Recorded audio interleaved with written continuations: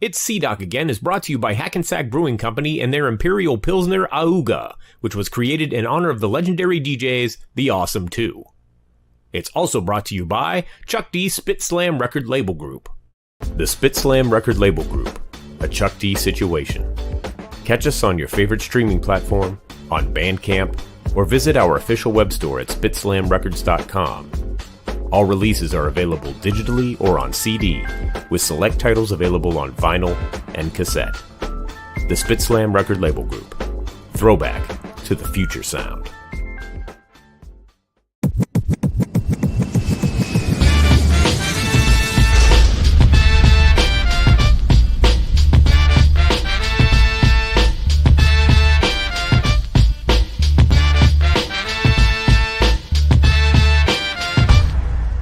It's C-Doc again.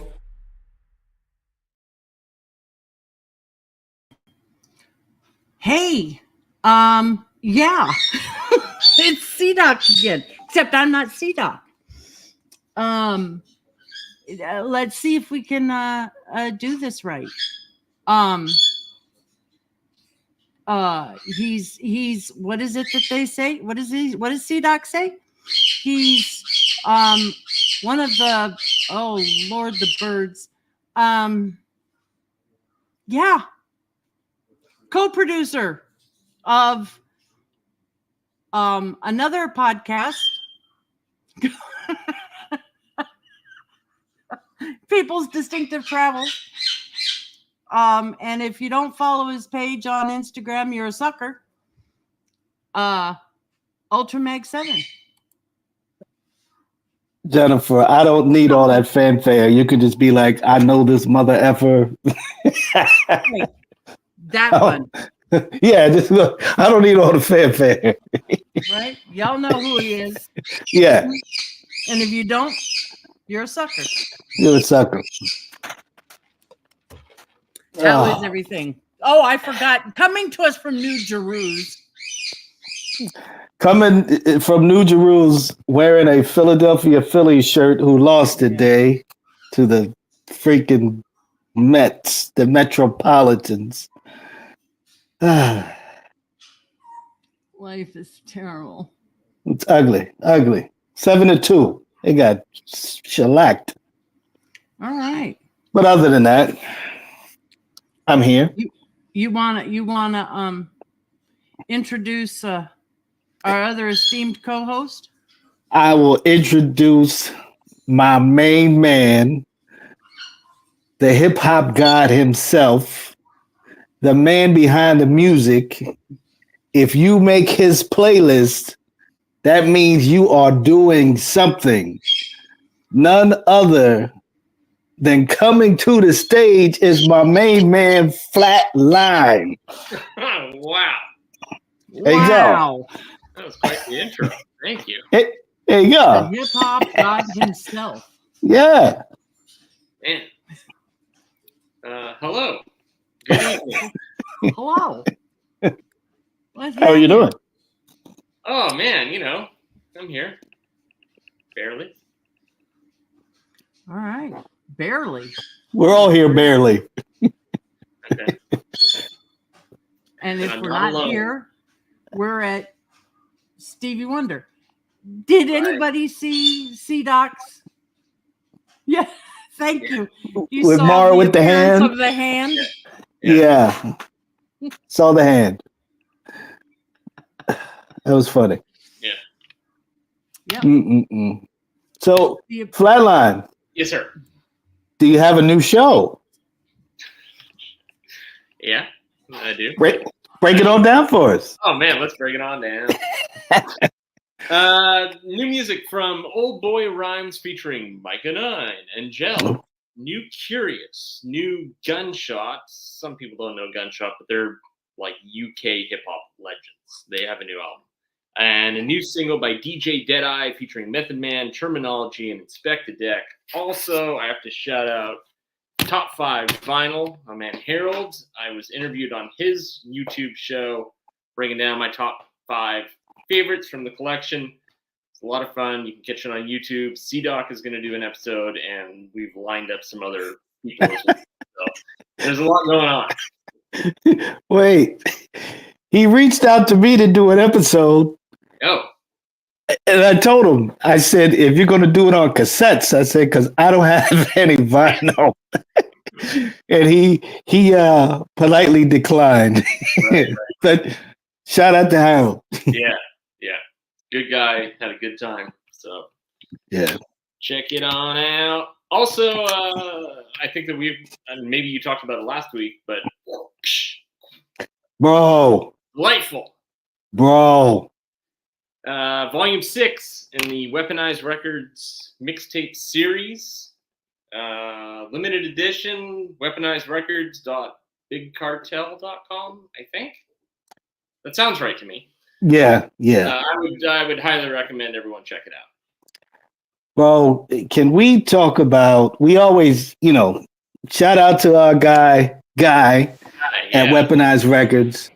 But whenever I get something in the mail from Guy, I know it's going to be excellent. Yeah. And, he keeps on putting out this series and everyone is dope. It's so good. The only thing with this one I'm upset about is I just hear about Delightful and this was his retirement show. Crazy. Yeah. So, but shout out to Guy, everybody at Weaponize. Yeah. I just did a video for him. Jack Dex is coming with some new music, so be on the lookout for that. Yep. Yeah. Yep. Yeah, lots of good stuff in the works there too. Yep. Lot of stuff. Would that happen to be a Black Medine shirt you're wearing? Well, as a matter of fact, it is. I wanted to shout out Al J and Youssef. The new album is out now. When All Else Fails. And it's so good. It's just, Spit Slam. Also, shout out Donald D, Brother B, the B-Boys. We Get Down. Artwork by Chuck D. Yeah, man. What a great year for hip-hop. I'm not going to say it, but I already know. You already know. Yep. We're in a good space. Yep. Good space. Yeah. And hopefully it continues. Like the momentum is there. I want other artists to, pick up the mic if they haven't in a while and jump in the studio. I think seeing the success with projects. I mean, we have our feelings about Rahiem, but it's still, we do. It's not horrible. It's still a successful project. Yeah. We loved the LL project. I know, the Enemy Radio is coming. Highly expecting that project. Yeah. Produced by our own C-Doc. Yeah. And I think MC Light just put out something, so yep. I think it's time for what's the name we were just talking about the other week? Dazzy D, you know what I mean? Like that jam that he had was I played it all the time. I love that song. And he's working his butt off on something else. Right. Yeah. Absolutely. He has coming with KD, which should be pretty dope. Oh. Yeah. Yeah. So East, North, South, West, overseas in the UK, hip hop is going strong and I am here for it. I'm here for it. Yep. Yeah.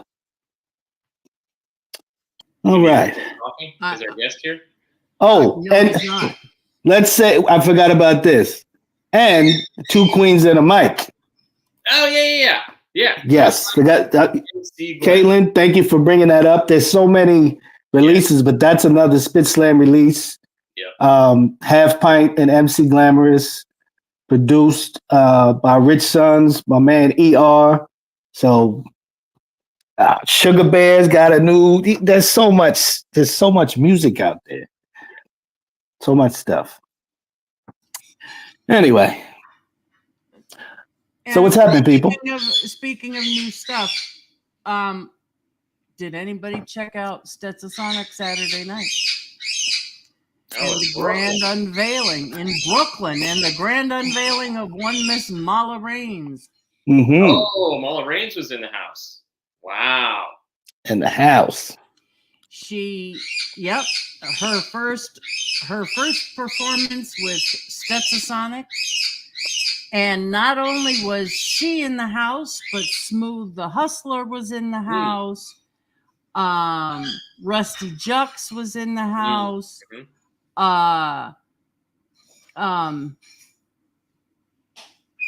Funkmaster Flex was in the house. Yeah. And oddly enough, out of nowhere, well, not out of nowhere, off of a plane from Paris, Prince Paul. Wow. Really? Got off a 6-hour flight from Paris. Yeah. And went straight to the venue. Can't have a show without the DJ. And blew the place up. I bet. Daddy-O said he was in rare form. Good. Yeah. 30 years later, still going strong. Mm-hmm. Rise from Spit, what up? It's more than 30 years now. It's what? Well, 30 since the last album. 30 was 3 years ago. Yeah. Yep. But anyway. So yeah, if you missed it, you missed it. But they said that Daddy-O said that a lot of people flew in from overseas with vinyl in hand to sign. That's great. Yeah. Yeah. Wow. He was a little taken aback when and halfway through the show turned around to Bobby and said, "Look, they all grew up." It was the same fans, but look. Yeah.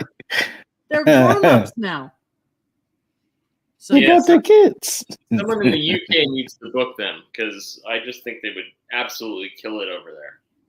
Oh, he said that somebody flew in from Colombia, Medellin specifically. Wow. And said this was the only way he was going to get to see them because they wouldn't come to Medellin. Right. So. And I think he said somebody was there from Japan. Yeah. Lots and lots of overseas people, but they were absolutely hardcore Stet super fans. Still going strong. That's amazing. It is. So, Flatline, you sipping on something? Yes, sir. I want to show you something, and I want you to, if you see what I'm seeing. Well, I haven't had now, one, but you see the name, right? Voodoo Ranger? Yeah. I think they get that name from a Kool Keith lyric off of Dr. Octagon album. Because I don't know if New Belgium was around in 1996 when that album dropped, but I distinctively remember Kool Keith, who just had a birthday yesterday, I believe, 2 days ago, something, say that on the album. I thought about that today when I got it. Wow, it's interesting. But anyway. That's crazy. It probably is a reference to it. It must be. Right. Like, I would like to go and see, like, who named this beer? Are you a hip-hop fan? Did you get that from Kool Keith? I mean, you could put those two words together. I mean, it's, it's not super unique to Keith, but I feel like he was the first one I heard that combination of words from. Somebody asked... But happy birthday to Kool Keith anyway. Happy birthday to Kool Keith. Happy birthday to CL Smooth today. Oh yeah. But when Jennifer and I were on the mixtape the other day, somebody asked if we had tried the new Snoop and Dr. Dre Gin and Juice. I said, we haven't, but our good friend Flatline has tried it. Yeah. The one flavor was undrinkable. The rest of it was okay, but I wouldn't go out of my way to buy it again. Right. Yeah. So what are you sipping on now, sir? A little Redbreast whiskey, you know. Is it neat? Is it? Well, yeah. It's neat. It's neat. You don't mess with like perfection. It's gotta ask. People have all types of. I know they do. They do. You should never. No, you just straight. I like an old fashioned. Oh yeah, I drink mezcal old fashioned. Is that bourbon? Some bitters. Yeah. I just saw something where you can stick them in the refrigerator door, and they're alcohol dispensers. Really? And it's this weird little thing that you just stick on the inside of the door, and it's got a tap on it. Like wine in a box kind of deal? No, it's like a push button kind of deal. Oh, okay. Not wine in a button, not a. Yeah. But you stick them on the inside of your refrigerator door. I don't know why I brought that up, but whatever. I'm glad you did. I'm gonna have to look into it. A little whiskey to clear the upper respiratory system. Like, I'm gonna sample you now. Like, that was so perfect. I'll play it throughout my show moving forward. So get ready. Whiskey to clear the upper respiratory system. A little whiskey. Yeah. All right. So somebody better learn how to dance. No. Teach us the newest TikTok. Because I don't know where Raheem is. It's all right. But we have somebody else is supposed to join us at some point too. As soon as he gets his shit together. Oh, I forget the name. Oh, because you were just saying you were on a show. I got interviewed too, Flatline. Yeah. My homegirl, a chick with beats. She has a podcast, I believe it's called Instrumental Intel. And I believe it'll be out this Friday or Saturday, something like that. If you follow me, I'll put it up. I'll post up the stuff. I don't want to, because I'm assuming it comes out this week, but we got into a little discussion about stuff I do, give shout outs to my friends. Man, and nice friend. What a nice friend. I always include this show. This is the highlight of my week. What a guy. What a pal. What a pal. Oh, man. Here, see, even Rise from Spit. We're the treacherous three. Yeah. The treacherous three. Does anybody know any treacherous three songs we can harmonize? I'll be Kumo D. Hey, how about no? Right. How about I'll pass? Thanks. I'll be Special K. You could be LA Sunshine. Since you're in LA, you could be LA Sunshine. Do you want to see a record that I got that would have made my top 5 vinyl, but it didn't arrive in time for when we were. Rise from Spit says Flatline's top 5 vinyl choice video picks were solid. Thank you, Rise from Spit. That was beautiful. Yo! This! I don't know if you can. Yeah, bro. We see that. No, that's crazy. What is that? This is Clovis and Camouflage Monk. And Clovis is a French rapper who you may have seen on Fuck That's Delicious with Action Bronson. Mm-hmm. He's a winemaker / rapper, and this is what they did for his latest. That's crazy. Wait, is that just colored wood or is that wine? It's wine. Yo! I know. And I wanted to buy a bottle of it because they're selling bottles of the wine that's in here, but they won't ship it. Anyway, Dude, that's really insane. It's insane. But is it going to mold after a while? That's what I always want to know. I don't know. There's alcohol. It's funky after a while. But anyway, this is like... That's amazing. Nuts. Yeah. So. Wow. That is amazing. See? You see why I can't be on that show? What am I? I thought Ew. What happened? Oh, okay. Okay, well, I mean... Oh, hype style, Wineal. Yeah. Alrighty. Wineal. Alrighty. But yeah, that when you blurred out the picture and I responded to your post for something, I don't know what the Lords of Brooklyn just came to mind because I'm thinking yeah, and that makes sense. Yeah, right. And then you were like, no. And then when I watched the episode, I'm like, oh, that's crazy. Yeah. The pizza box. That was insane.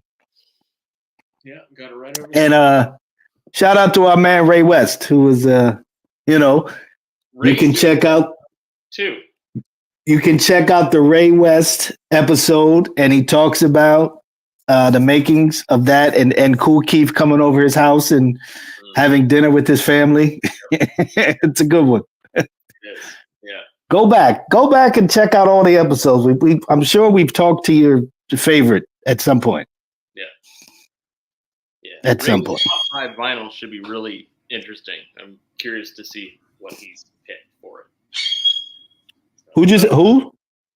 Ray West did an episode of Top 5 Vinyl as well. Yeah. Okay. Yeah. They recorded it on Sunday, so I'm imagining within the next week or two it'll be out. Wow.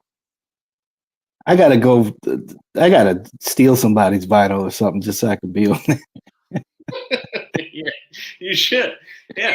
Speaking of stealing vinyl, very soon I will have one of the no longer available action-packed adventure in my little hands. Huh? It did sell out? It completely, yeah. Completely, yeah. Good. The only thing that's left is CDs. And I don't even know how many.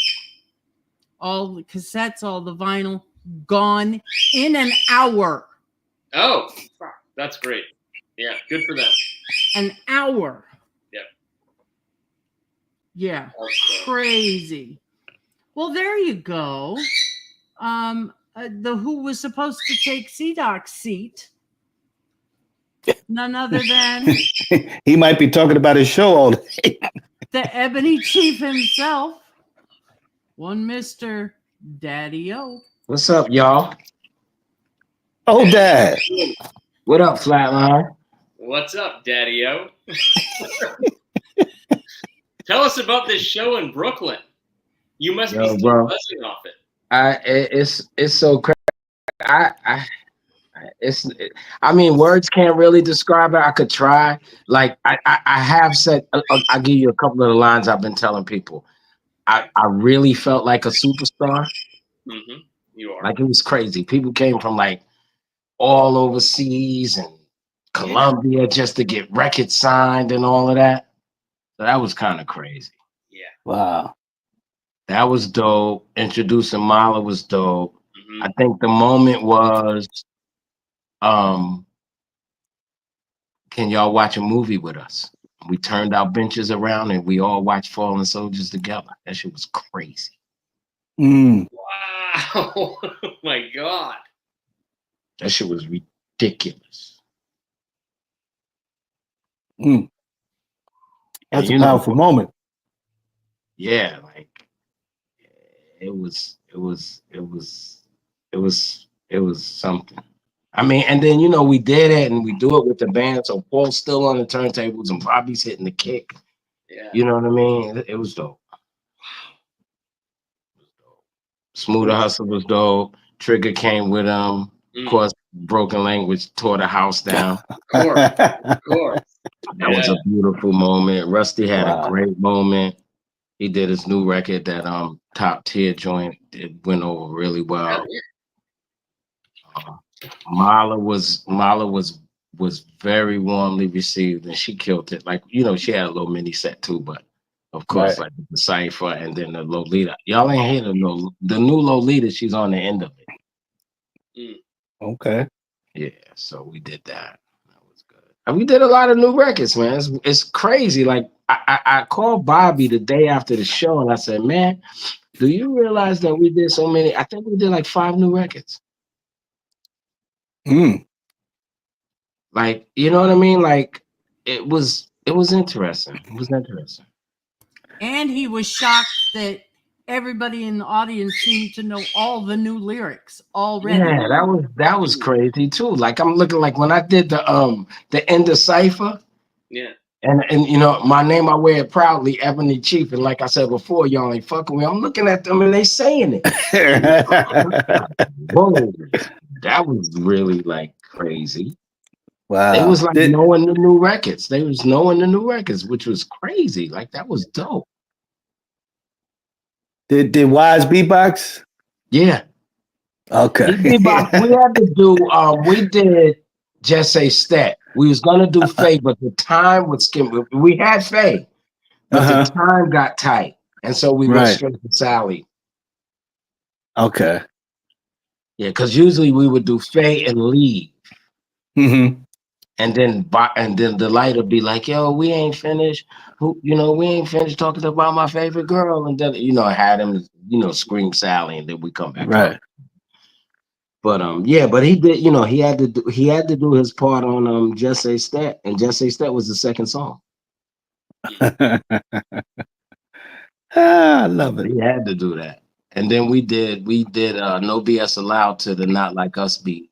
That went over well. Yeah, we Paul did his thing. Prince Paul was amazing. Like, he was amazing. Amazing.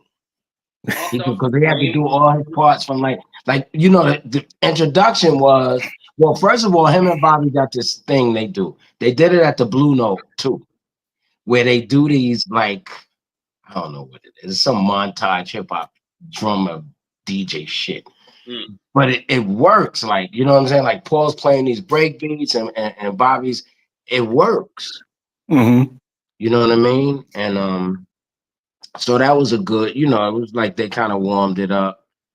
But he had to do like it, the funky scratches that did the funk that he had did and Just Say Stat. That was dope. Paul was dope. It was good. It was fun. It was a lot of fun. Flex killed it. Like, Flex came, Flex opened. Flex, he burnt it down. It was crazy. It was good. It was good. I like that venue too. I like the so it had a good size stage, but it was still kind of intimate, so we could still, you know what I mean? So, I don't care. I talked, we laughed, we made jokes, all that. But it was good, man. It was a good show. It would be a nice tour package. I think. But you gotta, but I think it's okay. Like, you know what I mean? It just depends on the venues. But I think it's cool. I think it would be a good tour package. So are there any more Stet shows coming? We working on it. We working on a run. Like, what we want to do is a run. Like, you know what I mean? So we kind of figuring out, whether that looks like spot days or whether it looks like a fully blown tour. Got a lot of people in Europe hollering for next year. I mean, we've been talking to Europe about next year, so. And then we just got to figure out if we want to do the festivals or not. Like, I like them. I don't know. I think I love if I had money in a festival, I would love it because it's a money maker. Mm-hmm. You know what I mean? But I don't know if I love it as an artist. You know what I Right. mean? I think at my age I prefer the intimacy. Mm-hmm. And Madison Square Garden's more intimate than the festival. Because ain't nobody walking around. Right. Mm-hmm. So it's just, it's the idea of capture, and now with media and people having these things in their pocket. Yeah. Yeah. And these are computing units in their pocket, right? And so it's so difficult for them to not be engaged with that device. Yeah. I see a lot of you see videos of people at shows and they're like this recording it. And I'm like, if you're going live, that person should have bought a ticket. Now, when you get home, if you want to post what happened, or just do it a little bit real quick, but people up there the whole time giving people a free show. That's what happens, man. It's just like, I don't know. It's taken over. You know what I mean? Yeah. That's what I know. It's taken over. Mm-hmm. And honestly, there's nothing we could do about it. Yeah, no, it's absolutely nothing. We can try to work it into our mojo and see if that works, but it's nothing that we really can do about it. Unless, which is going to be very difficult, people start doing concerts and say, hey, drop your phone at the door. Nobody's going to do it though. You know what? Years ago, this is after MCA had passed, but when the Beastie Boys put out the Beastie Boys book and they went on a tour and Or did I freeze? Am I good? I think you're good. Okay. Frozen for me. You look good for me, Daddy. I don't know. Sure. Okay. Oh, he's frozen now. You good? Froze. You good, Daddy-O? We back? We back. Like we never left. Look at C-Doc. And he's supposed to...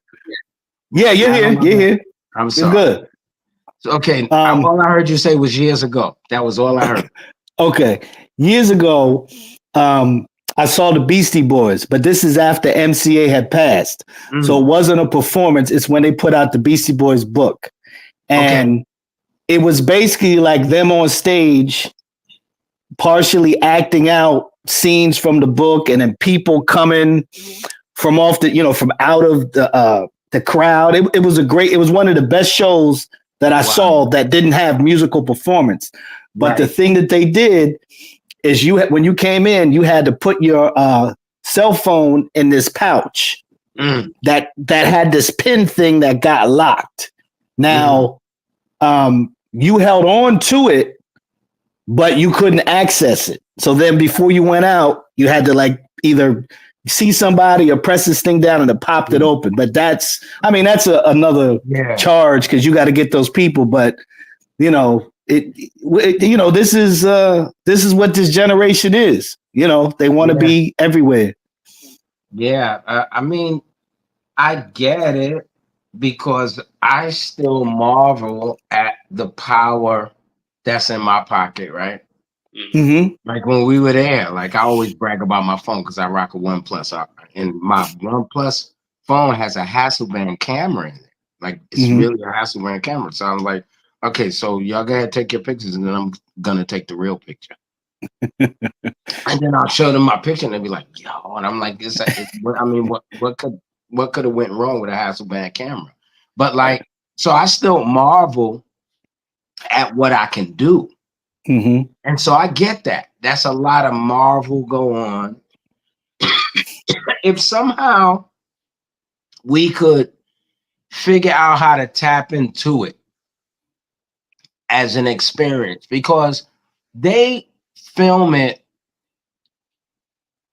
for likes. Mm-hmm. Right. And so maybe that works. They kind of do it like look at where I am, right? More than look at my favorite band. Like it's not a whole bunch of that. It's more. Right. It's a whole bunch more of look at where I am, right? Mhm. Like I'm dope enough to be here. You know what I mean? Yeah. So if we could somehow tap into that, I think we could make it work. If anybody could do it, classic hip hop could do it. Absolutely. Absolutely. I mean, there was a lot of phones and stuff out at our show too, but I mean, there were some people that looked like they refused to have their phone out. Mm-hmm. They just wanted to rock. Yeah. You know what I mean? And they knew having the phone out was going to kind of take a little bit away from that. You know what I mean? Yeah, absolutely. Yep. But then, you know, I don't know. I mean, it can be valuable if it could be collected. You know, maybe that means at the door you sign a waiver that says if you film, you just got to send us a copy. Like we're not taking it. Yeah. But just send us what you shoot here. You know how y'all can incorporate it into your set for at least one song. Yeah. When you do go Stetson, say, look, if you got your phone out, you're gonna get got when that song comes on. Yeah, it was cool. Ghost Stetson was cool. We had a little in Ghost Stetson, but it turned out okay. Okay. It turned out all right. We closed with Ghost Stetson because it was Brooklyn, so we had to close with Ghost Stetson. Of course. Yeah. But yeah, it was good. I thought it was good. I thought it was good. I like it as a package. Kind of dependent, but I kind of sort of know what I want, where I see us later. So me and Bobby got a couple of things up our sleeve. So we just working on it. I got the best. You know, I got the best question for. I had a lot of questions for Raheem. I got so did I. No, I got the absolute best question though. I know Ultramag got that question, but I'm probably gonna beat you saying it.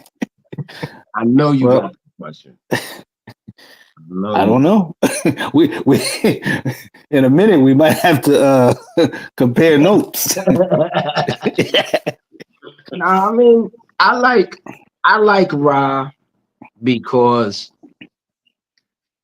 he's loyal. Mm-hmm. And yes, that's a loaded statement. He's loyal. He can rap his ass off in 2025. Yes, sir. Diamond D told me that the only two old school people he messed with was me and Raheem. Wow. He said, "Cause y'all don't sound old, D." Right. Yeah. And I was like, "Yep." You know what I mean? Coming from Diamond, that's like, you know what I mean? Like that make, but it feel good, to be one of the guys. You know what I'm saying? Yeah. That's smashing a lot of guys' dreams.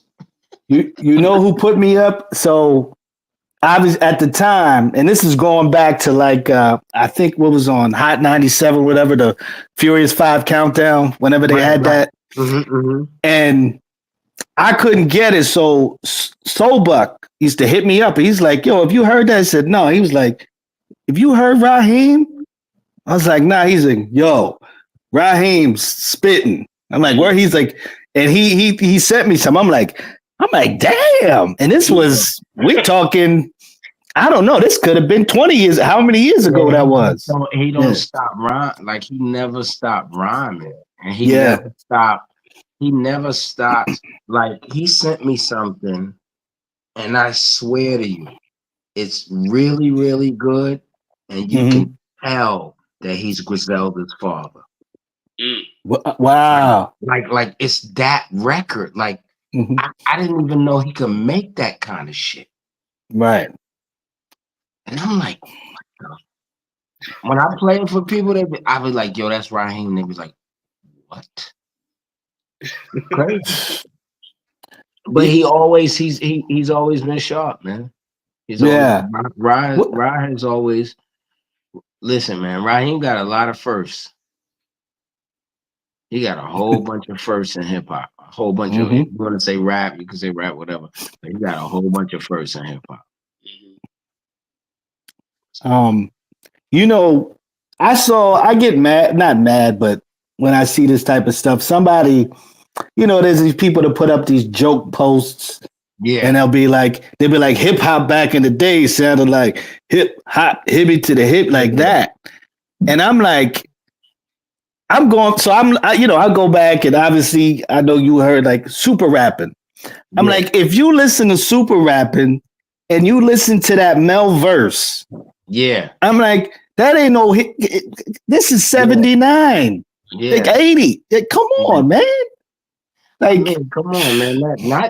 Not only that. Think of like, because I always tell people, like, when we talk about Mo D, I always tell people you don't know the real Kumo D, right? Because you know to go see the Dr. Kumo D, you know the Wild Wild West Kumo D.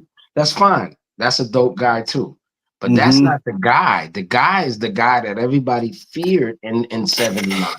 That nobody wanted to go next to, that nobody wanted to rhyme against, that I was dumb enough to write a rhyme. I wanted to go against Mo D. I ended up using that rhyme against Dougie. And later on, I heard some Mo D tapes from around that time. I said, he would have tossed. I'm so glad. I thought that run was so hard. I thought it was so dope. And I was like, man, I can't wait to meet Kumo D at the Fever. I'm going to step to him at the Fever, right? And then we did that Coney Island contest and we won the contest. And then after the contest, I don't know, Doug was on some, he wasn't really happy. Like he was saying, oh, I'm the best and all of that. And he was, you know, Wise was like, yo, come on, let's do it. Like Wise wanted to battle Dougie. And he was like, no, I'm a MC. I rhyme. So D was like, yo, let me get this thing. I was like, nah, let me get it. And I used the rhyme on Dougie that I was gonna use against Mo D. I killed Doug with the rhyme, but that's just Doug. Doug can't rhyme. Then I'm telling you, years later, I'm on YouTube and I find some Kumo D, like old school, right? I'm like, damn, he would have tossed me. Man. Bro, when Mo, man. And his knowledge of hip hop. I sat down with him one time. He broke down rap records. I said, why don't you write a book? Like, don't write a book about nothing else but rap records. Yo, bro, his history and knowledge of rap records when they dropped, how they made people feel and all that. And I ain't never heard nobody I know knows rap records like Kumo D. I'm talking about records like knowing that Crash Crew, knowing Super Rhymes, knowing Captain Rock, knowing all of that. You know what I mean? Can I interrupt? Because all of those questions you had, why don't you ask them to the man, none other than Raheem? Oh yeah, in all the ladies' dreams. Yo, what it is? Please, what it is? Salute, brother. I sincerely apologize about my tardiness, but I'm just getting home, and I just realized that I'm like over an hour late. So please forgive me. Nah, man, you good, man, brother. You're here. You're here. You royalty, Rob. You royalty, Rob. Thank you, my brother. And you know what I'm saying? As you are as well. Nah, I mean, but me and you different. I came up. I'm the generation after you. I learned from you, so this is true. But my contemporary, nonetheless. I salute you. Oh man, I appreciate that, man. That's very warm, bro. So this is so Doc's not here tonight, so they got me hosting. Okay. Above you is DJ Flatline, one of the dopest in the business, and he does a lot of stuff with radio and charts. Okay. To the side of him is Ultra Mag, our Renaissance man, our hip hop man, Right. our scholar in our in-house scholar. Okay. And then to the side of him is Jennifer O'Jenny. Hey, Jen. Okay, she holds us Hey, all honey. down. Yes, sir. So, hey, Rock, everybody got mad questions for you. You know what I'm gonna do, Ultra? I'm gonna give you the first question, man. Oh man. Well. Because my first question for Raheem is bananas. Okay. All right. Well, Raheem, welcome. Thank you for being here. What we usually like to do, well, we like to start where you at now, but I want to take it back first. And you obviously predate hip hop, but how did you get into music? You know, singing, rapping, whatever you were doing. How did you get into that? So my mom, when I was growing up, she exposed me to all of the legendary greats who preceded rap music. You know, James Brown, The Temptations, Smokey Robinson, Miracles, Gladys Knight and the Pips. You know, Sly and the Family Stone, and then some. Um, she had an appreciation for different types of music because on one hand, she listened to when we would be getting ready to go to school most mornings. She would listen to WLIB or WBLS, right? But then some mornings she flipped the station and listened to Light FM. So I was exposed to, you know, James Taylor, Carly Simon, you know, just as much as I was to black music. Mm-hmm. And so when I got to, so my mom would have house parties. And when she would have these house parties and she got tired of acting like the DJ, she would put on James Brown's music, and James Brown was my first idol. So I could do all James Brown's dances and I would sing all his songs and I would entertain all of the people at the house party. And so around 1971, 72, I think it was 72, this group called the Olympic Runners came out with a song called "Put the Music Where Your Mouth Is," and I don't know why, even though it was instrumental, it resonated with me, and I went and I bought the 45 of "Put the Music Where Your Mouth Is," and um, my brother's girlfriend Gail used to come over to the house and teach us how to dance. And so um, when she came over one day, she said, "Let me show you how to burn somebody." So she started doing these moves and stuff. And she said, "This is how you burn somebody." And so after that, every time I danced, it was my plight to burn whoever I was dancing with. Right? So this is before I ever saw any b-boys, any b-girls, ever heard any break beats. So this is Wow. like 72. No, matter of fact, 72. So then one of my cousins was a 5%er, and he came to me on the block and handed me a booklet, like a DIY booklet, and it had lessons. And he was like, "Yo, little cuz, next time I see you, I'm gonna need you to know this." And I'm like, and he like, "Oh, and you don't eat pork no more." I was 11. Right. So now I gotta go upstairs and tell my moms that I don't eat pork no more. Right? He's supplying the food. I'm 11. I'm gonna tell her I don't eat pork. Mhm. So I went upstairs. I told my mom, "Yo, mom, I'm down with the nation of gods and earths. I'm 5% and I don't eat pork no more." She was like, "Boy, what? You was born and raised off pork. What you talking about? You don't eat pork. I guess you ain't gonna be eating." But luckily, one of my older brothers had just came home from the penitentiary, and he was Muslim, so and he stayed with us. So she wound up adhering to his Right. diet constraints. And then in let me see. So I was 11 then. So when I turned 13, 1976,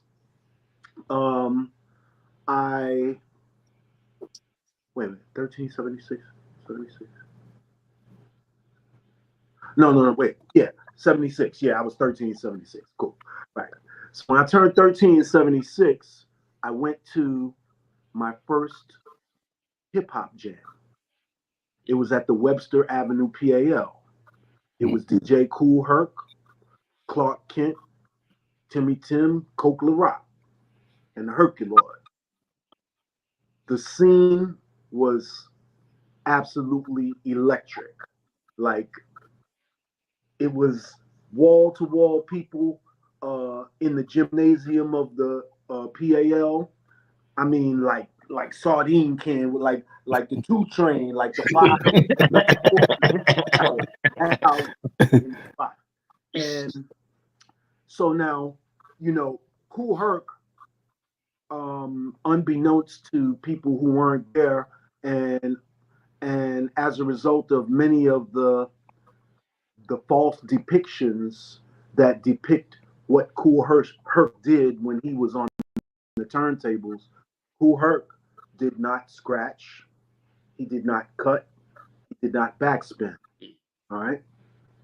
Kool Herc put the needle on the record and he played the records. That's what Kool Herc did.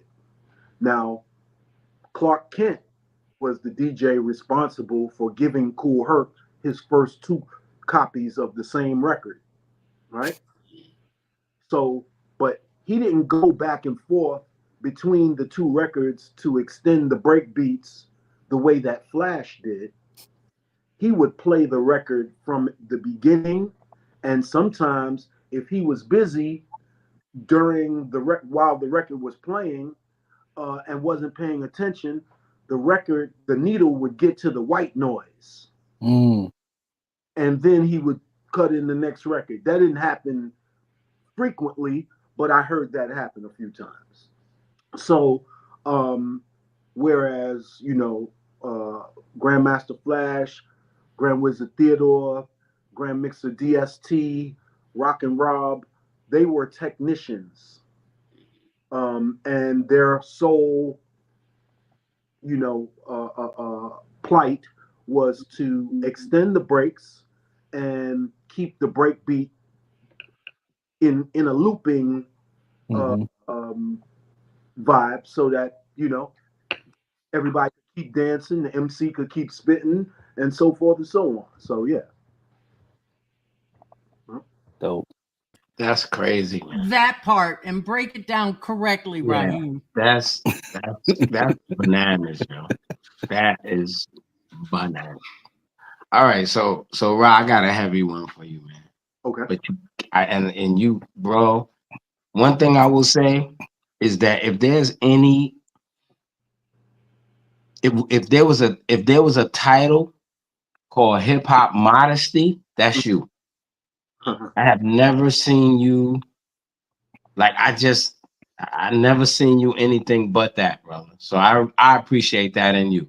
But I really want you to like be a little less modest with this question. Okay. Is Raheem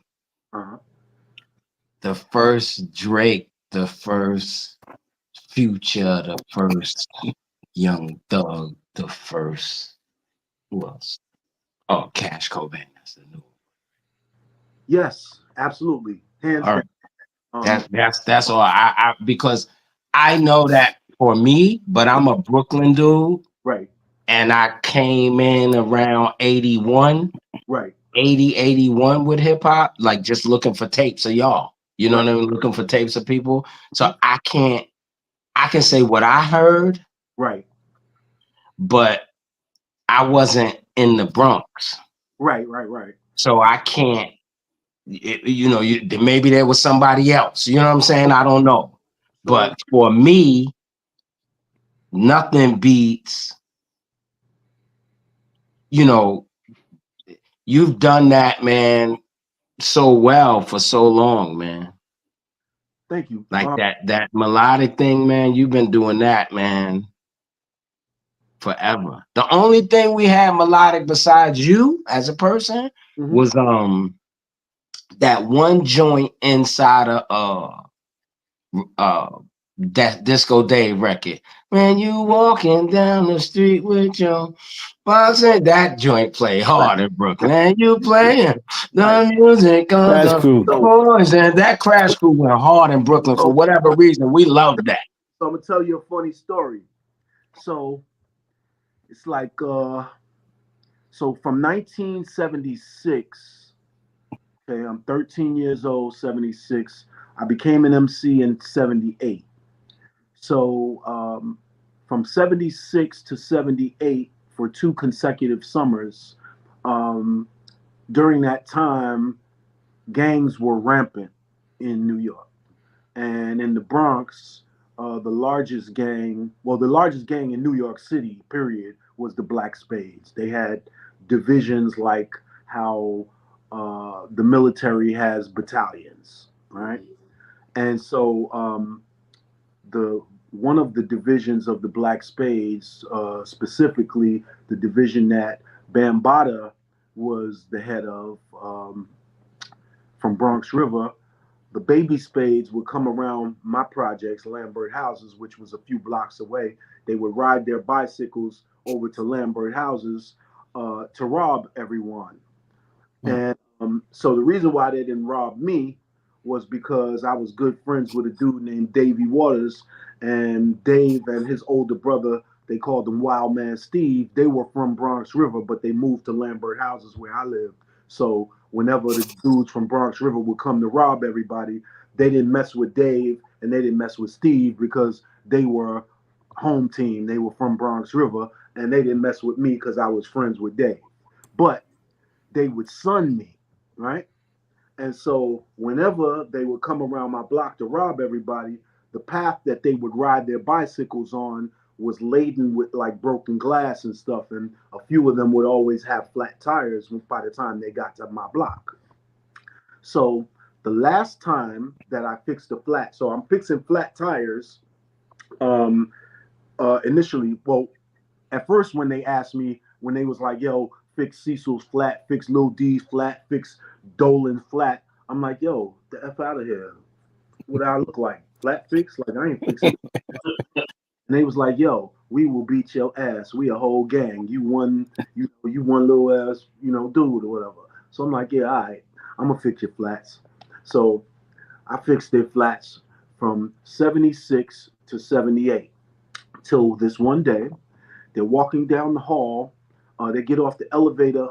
I live in a duplex apartment complex, and all of the apartments are duplex. So my room door was on the 5th floor, and they get off the elevator on the 5th floor once they discovered that they could bypass having to knock on the 4th floor, which was my front door, and have to deal with my mom. So they bypass my mom. They get off the elevator at the 5th floor, walk to the end of the hall, and knock on my door and be like, yo, Todd, that's my middle name. Yo, Todd, fix so-and-so's flat, right? So that worked. But this last time, when they got off the elevator, they coming down the hall with a boombox, and I just so happened to be a new member of the Funky Four, right? And so we did maybe about 3-4 parties up to that point, but our popularity was growing really fast because, actually, because of me. Uh, to because of me, because I implemented singing and rapping, and nobody was doing that, right? And so they coming down the hall, and they blasting a jam, a tape of Our Last Party. And by the time they get to my door, I'm on the tape performing. So, so I open the door excitedly, and I'm saying the lyrics with myself on the tape, and they don't know it's me because they know me as Todd, not as Raheem. So I open the door and I'm saying the lyrics with myself on the tape, and they look at me like I'm a Martian, and they stopped the tape and was like, "Yo, what the f you know about DJ Breakout, DJ Baron, and the Funky Four MCs?" I was like, "I know a little bit about that." They was like, "Oh, you don't know shit about that, yo." I'm like, yeah, I kind of do." It was like, "Yo, what you know about this?" I said, uh, "That's me right there." It was like, "What? What's you?" I said, "That's me on the tape." It was like, "Yo, you lying. Yo, you lying." I was like, "No, I'm dead ass serious. That's me." It was like, "Yo, stop the tape." It was like, "Yo, you better say some Raheem shit right now. We gonna beat so so I had to drop some Raheem shit on them under pressure. But luckily, I had about 3 or 4 black and white composition notebooks filled with new rhymes, and Right. said about 2 or 3 of them, their jaws was on the floor, and they was like, "Oh, Oh, No, He'll be back. he'll be back. Give him a second. Give him a second. yo, This is good. This is really good. yeah. And Daddy-O, you were correct. Because I did always have say, I know you had it. I always say I know that you had he brought the harmony to hip hop. So you know I I had know that. you had it. I know you had Yeah. it. Yeah. But you were absolutely correct. I'm glad he didn't shy away from it. Yeah, Rod Why did does that. this? Why does this always happen? Right in the middle of a story. That's technology, man. You depend on it, then it lets you down. Here he comes. Here he comes. Here he comes. That's why they're trying to make robots. my bad. I got a phone call No, while I was in the middle of explaining." So no, it's all good. where did I cut out? You cut out right when you said you dropped some. Oh, they dropped their jaws dropped when they Oh heard you yeah, rap. their jaws completely hit the floor, and they was like, "Yo, you Raheem, yo." I was like, "Yo, I told y'all, dumbass Raheem." Like, they was like, "Yo, what's up? Y'all doing a show at the T Connection in like 2 weeks. What's up? We could be your security." I said, "Yeah, that sounds about right."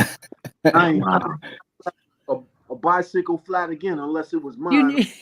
Wow. you stopped being the mechanic for the Huffy gang. Exactly. Yeah. So That's how did you meet the Brothers Disco, Breakout and Baron? How did you get hooked up with them? So my freshman year in Truman High School, Co-op City in the Bronx, and I'm friends with Grand Mixer DST, and his MC Shaheem, who actually changed his name to Shaheem because I changed my name to Raheem. Initially, I called myself Crazy T, and I was flirting with the idea of being a graffiti artist, but I can't damn draw a straight line, so that didn't work out for me. Right? I tagged my name a couple of times on a few select walls, and people tagged over my shit. And after that, I knew I was not popping. So, I'm not one for. I'm not a glutton for punishment, and I understand very quickly what I'm good at and what I suck at. So I knew I sucked at visual, drawing art. So I tried my next hand at the thing that I wanted to explore, which was being a b-boy. And I was decent at being a b-boy because I could do all James Brown's dances, splits included, but I ain't like getting my sneakers all scuffed up and my clothes dirty. So being down on the floor, that just never worked for me because I want to be clean. So I met this dude named Joe Goodwin, who would walk through the halls of Truman High School, and I swear it was like he was the damn Pied Piper or something. He would say these rhymes, and they were really elementary to me, but he would say these rhymes, and all the girls in the whole school would follow him around like he was the Pied damn Piper. Like, oh, hell no. I need this superpower.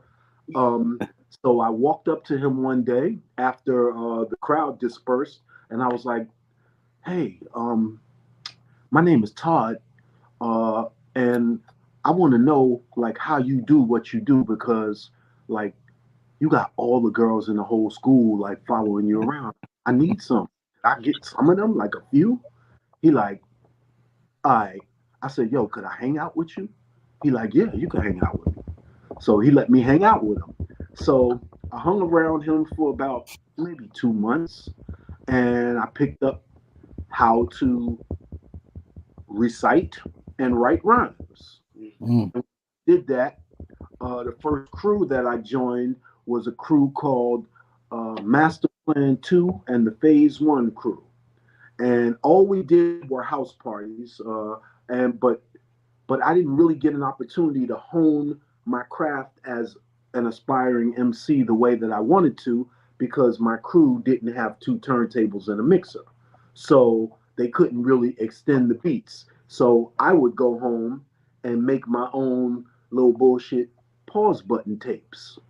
But the pause button tapes didn't work for me because I wasn't able to successfully loop the beat on time without being interrupted in the middle of a rhyme because it wasn't syncopated, right? So one day I go to school, and this dude Theron, before he changed his name to Rahiem, comes up to me and was like, "Yo, there's this DJ that lives on my block named DJ Barron, and he needs an MC. They got 3 other MCs, but none of the MCs get on the mic when DJ Barron is on the mic. They only get on the mic when DJ Breakout is on the turn. Would you be interested in auditioning?" So I'm like, "All right, cool." So he brings me over to, Theron lived in 1520 Cedric Avenue, the building that Kool Herc lived in.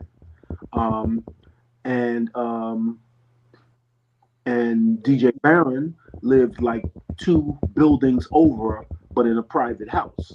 And so Theron brought me over to, no, matter of fact, we had a little smoke session in the stairway in Co-op City hallway, and DJ Barron's youngest brother Lusaka happened to be there with us, and he was so enamored with my spittage and the way that I sing. He was like, "Yo, my brother needs to meet you. He's looking for an MC." I was like, "Okay." So him and Theron took me to their house, to DJ Barron's house, and I spit and sung for DJ Barron right there on the spot. And then he invited me to this community center in the North Bronx called Boston Secor Community Center, and we're having a battle against a crew called the Little Brothers. And so I get there, and the spot is jam-packed, and DJ Breakout was on the turntables first. And the 3 members of the Funky Four were on the mic, but they were not visible. So at first I couldn't tell. Like at first I thought it was a tape or something, but then I could tell that they were live, but I couldn't see them. And then I realized that they were in this little side room off to stage left. If you're facing the stage, they're off in this little side room, stage left, and they were not visible to the audience, but they were on the mic performing. And there was a stage in the spot. So, but DJ Breakout was on the turntables, and Theron did explain to me that they only rocked when DJ Breakout was on the turntables. So, I went on the stage and introduced myself to DJ Breakout and asked him where DJ Barron was, and he said he'd be back in a few minutes. And so DJ Barron came back a few minutes later, and I introduced myself to him, and he asked me what record I wanted to rock to. And so I told him to put on Let's Have Some Fun by the Bar-Kays. And so he threw on Let's Have Some Fun by the Bar-Kays and sat a mic in a mic stand center stage and was like, go ahead. And I went center stage in packed Boston Secor Community Center, and I ripped them a new ass.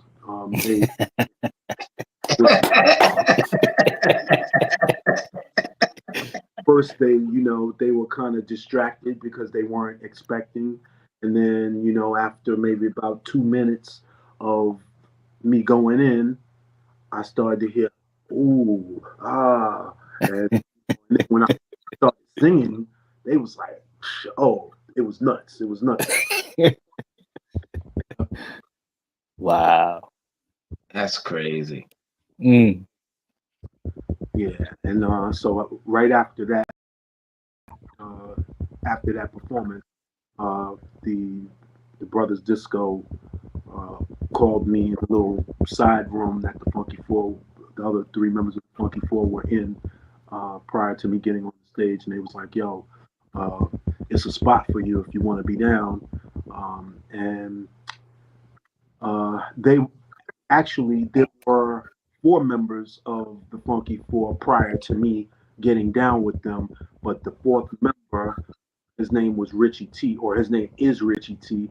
He's my legendary sister Sha Rock's baby's daddy, her daughter's daddy, and he came over to me after I finished rocking and was like, yo, you could take my slot, yo. I ain't really no MC, and you are. I was like, oh, all right, but wow. So that's crazy. So at that time, so it's you, Sha Rock, Keith, and KK Rockwell. Would that be the? Yep. Okay, that's dope. That's dope. And Rodney C and Jazzy Jeff joined after I left the Funky Four and got down with Flash. Okay. Well, let's talk about that. Well, okay, so like I said, our popularity as the Funky Four grew really fast. Even though DJ Barron nor DJ Breakout could contend with the turntable abilities of Grandmaster Flash, it wasn't only about your table skills or you being a dope MC. You also had to have a formidable sound system, or else if you battled somebody and they had a better sound system than you, they wasn't going to hear your ass, because especially if you was a better DJ and you had better MCs than a rival crew, but they had a better sound system than you was definitely getting drowned out because they didn't want nobody to hear your ass. You know what I mean? So DJ Breakout, DJ Barron, Brothers Disco organization had hands down the absolute best sound system that I have ever heard in the Bronx. After even better than Kool Herc. Kool Herc had the best sound system initially, But then when Breakout and them unleashed their sound system, they called it the Mighty Sasquatch. It was crazy, yo. I mean, like they had they. This is when the organic uh, things that help to shape the culture very much were into play. All right, dudes built their own speakers at that time, and so they put some 18-inch woofers in steel garbage cans and faced them the wrong way. All right, all you heard was thundering bass, like it could stop your heart. Yeah. Like that's how powerful their sound system was. So, Raheem, can you see the Can you see the screen? I can't. Did my camera go off? No, you're good. Chuck D just said hello to you. Oh, man. Oh, I'm not looking at the chats. Salute, It's right Chuck. on the screen. Salute, Chuck, my legendary brother. What it is? Yep. I always Chuck every time I speak with him, but he is all-time favorite rap group, all time. And Stetsasonic is my next favorite rap group. Because you did, you know what I mean? That's real talk. Oh, thank you, sir. Thank you, sir. Yep. All right. Well, where was we at? We was at Sasquatch. So okay. So when I joined, or actually, before I joined Grandmaster Flash's group, what made that possible was the original Funky Four, DJ Baron, DJ Breakout, battled Grandmaster Flash and the Furious Four May 11th, 1978. Oh, excuse me, 1979 at the Webster PAL. All right. Prior to this battle, leading up to this battle, my group and our manager, DJ Breakout's older brother, Darnell, we call him Jazzy D. He was the one who booked all of our shows. And Jazzy D got together with Ray Chandler, who coincidentally is the uncle of Dame Dash. And Ray Chandler was Grandmaster Flash and Furious Four's manager. Okay.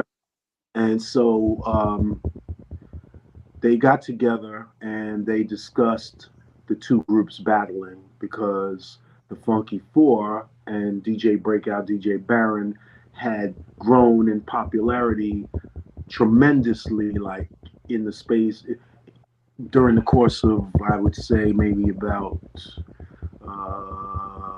4 to 6 months. Like in 4 to 6 months, we were the heir apparent to Grandmaster Flash and the Furious Four, right? Without either of our DJs having the ability to do the same turntable trickery that Grandmaster Flash did.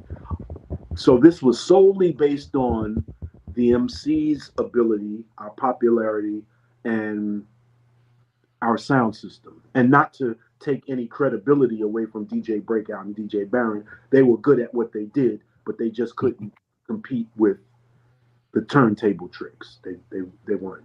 They couldn't do that. But DJ Baron, he was good enough to spin the record back and keep it looping. So that was how I was able to successfully be his MC. Because DJ Breakout, I actually taught him how to cut on beat.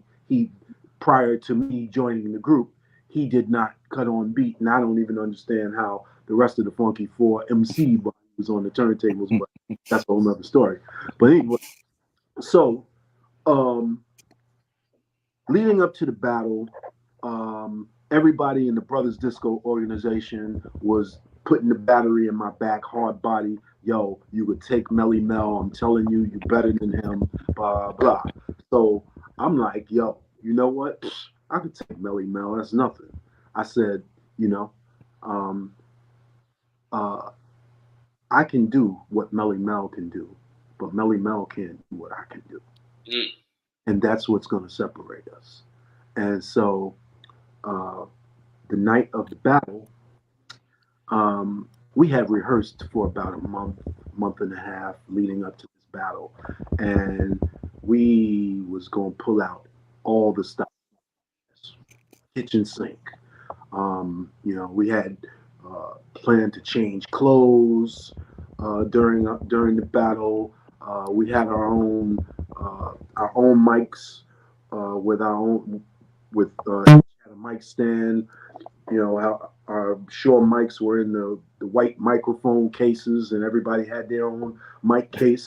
Carried it to the PAL. This was serious, you know what I mean? War. And so, what I think disarmed uh, the Funky Four completely, including myself, was Grandmaster Flash and the Furious Four. They were the more popular act, but they went on before we did. They opted to go on first. And I think that they opted to go on first because sneakily they heard our tapes, because our tapes were saturated in the streets just like theirs were at the time via Rhythm Den and my man, rest in peace, Richie T, who owned the T Connection. He was the one responsible for selling all of the Bronx group's tapes out of his, and his tapes are what circulated throughout the whole New York City.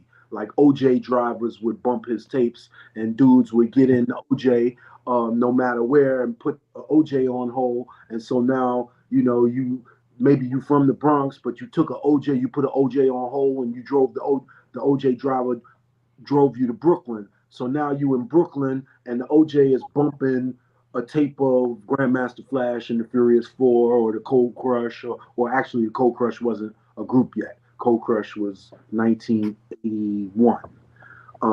So the Funky Four, Grandmaster Flash and the Furious Four, the L Brothers, right?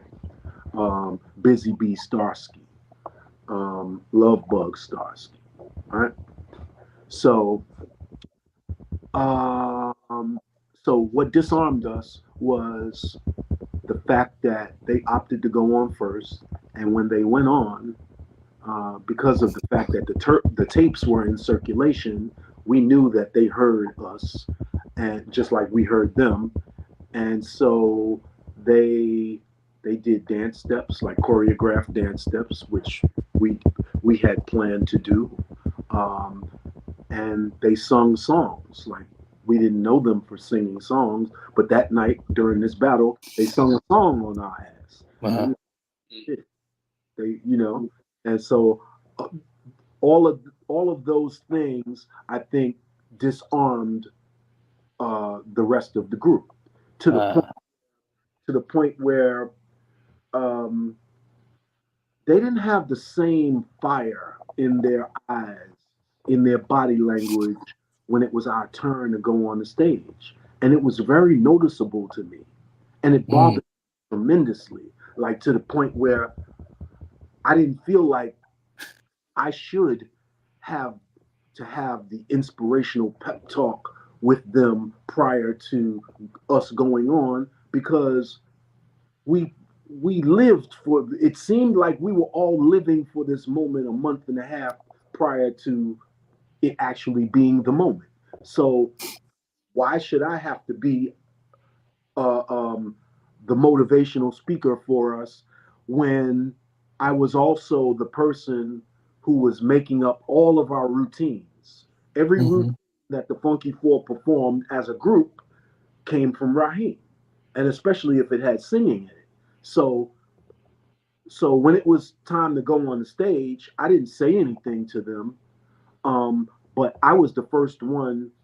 I was the one to lead off our show when during this battle. I was the one to lead off the battle, and so instead of me uh, performing, starting the battle off with a routine, which was what we planned to do, I spit every rhyme that I had. Mhm. And after and so while I'm spitting every rhyme that I had, the crowd is going nuts. Initially, Flash and the Furious Four, they standing in the crowd and they ice grilling me. But then the crowd was going so nuts for so long, like I went for about maybe 30 minutes by myself. And the rest standing on stage waiting for me to pass, but I did an Allen Iverson when his rookie year. And so I went crazy, and to the point where Flash and the Furious Four started to cheer me on like the audience was doing, so much so that after I finished my performance, I dropped the mic and I walked off the stage. And to the best of my recollection, and I even asked DJ Barron's younger brother Lusaka this because he was there. Um, I don't recall the rest of the Funky Four performing after I performed, and he confirmed that to me and said that they did not. Wow. So Wow. after that happened, maybe about 2 or 3 days later, Melly Mel, and at the time his name was Mr. Ness, they showed up at my mom's crib and asked me if I would be down to join their group. And so that was that battle happened May 11th, 1979. So by July, I was a member of Flash's group. Uh, By September, we recorded our first single. whew, man. So was the first single that what is it, New Generation record? Right, exactly. That We Rap More Mellow. Yes. Mhm. New Gen. Um, You had a lot to, man. You had a you probably been a producer for your whole life. pretty much. Cause I know I can hear the influence even from the we rap more mellow to you know what I'm saying, just rhythmically, you know what I mean, and melodically. Yeah, my mom, rest in peace. She was really instrumental in getting me involved and interested in poetry. Mm.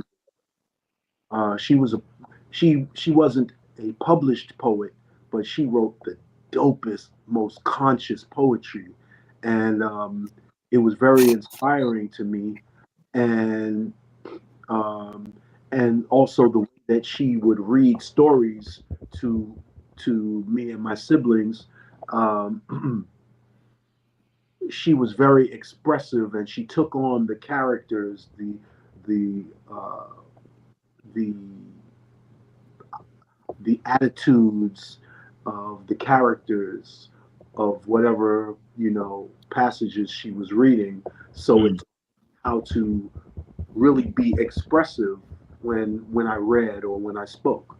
Because some people, you know, especially children, if you don't read to children in an expressive way, and you read to them in a monotone style of voice, they're not really going to understand how inflections can affect how they are received.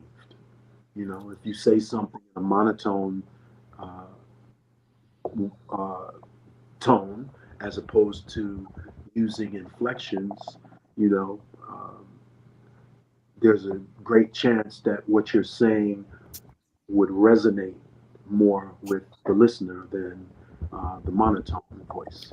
So, Hold on to that, Raheem. My dad, and I didn't know until after he was gone, but my dad used to ask me if he wanted if I wanted him to read me a book every night before I went to sleep, I had no idea that he was making them all up in his head as he went along. And I didn't know that until after he died, and I had to re-edit a book that he had written. And I said, I thought, this is weird. And I showed it to my mother, and she said, he made it all up. Right. And here I thought it was this big religious from the Bible book. My mother said, no, he made it all up. Right. Right. So hold on to that memory. If your mother did that for you, hold on to that. Absolutely. Yeah. That's something special. Mm-hmm. Thank you. Yeah.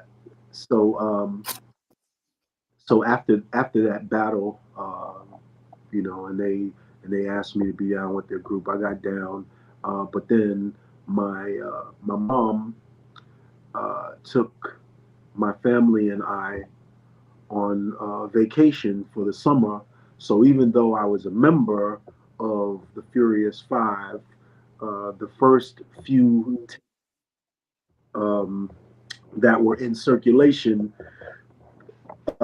they rocked my name. Like you heard all of the members rocking my name in the tape, but I'm not on the tapes.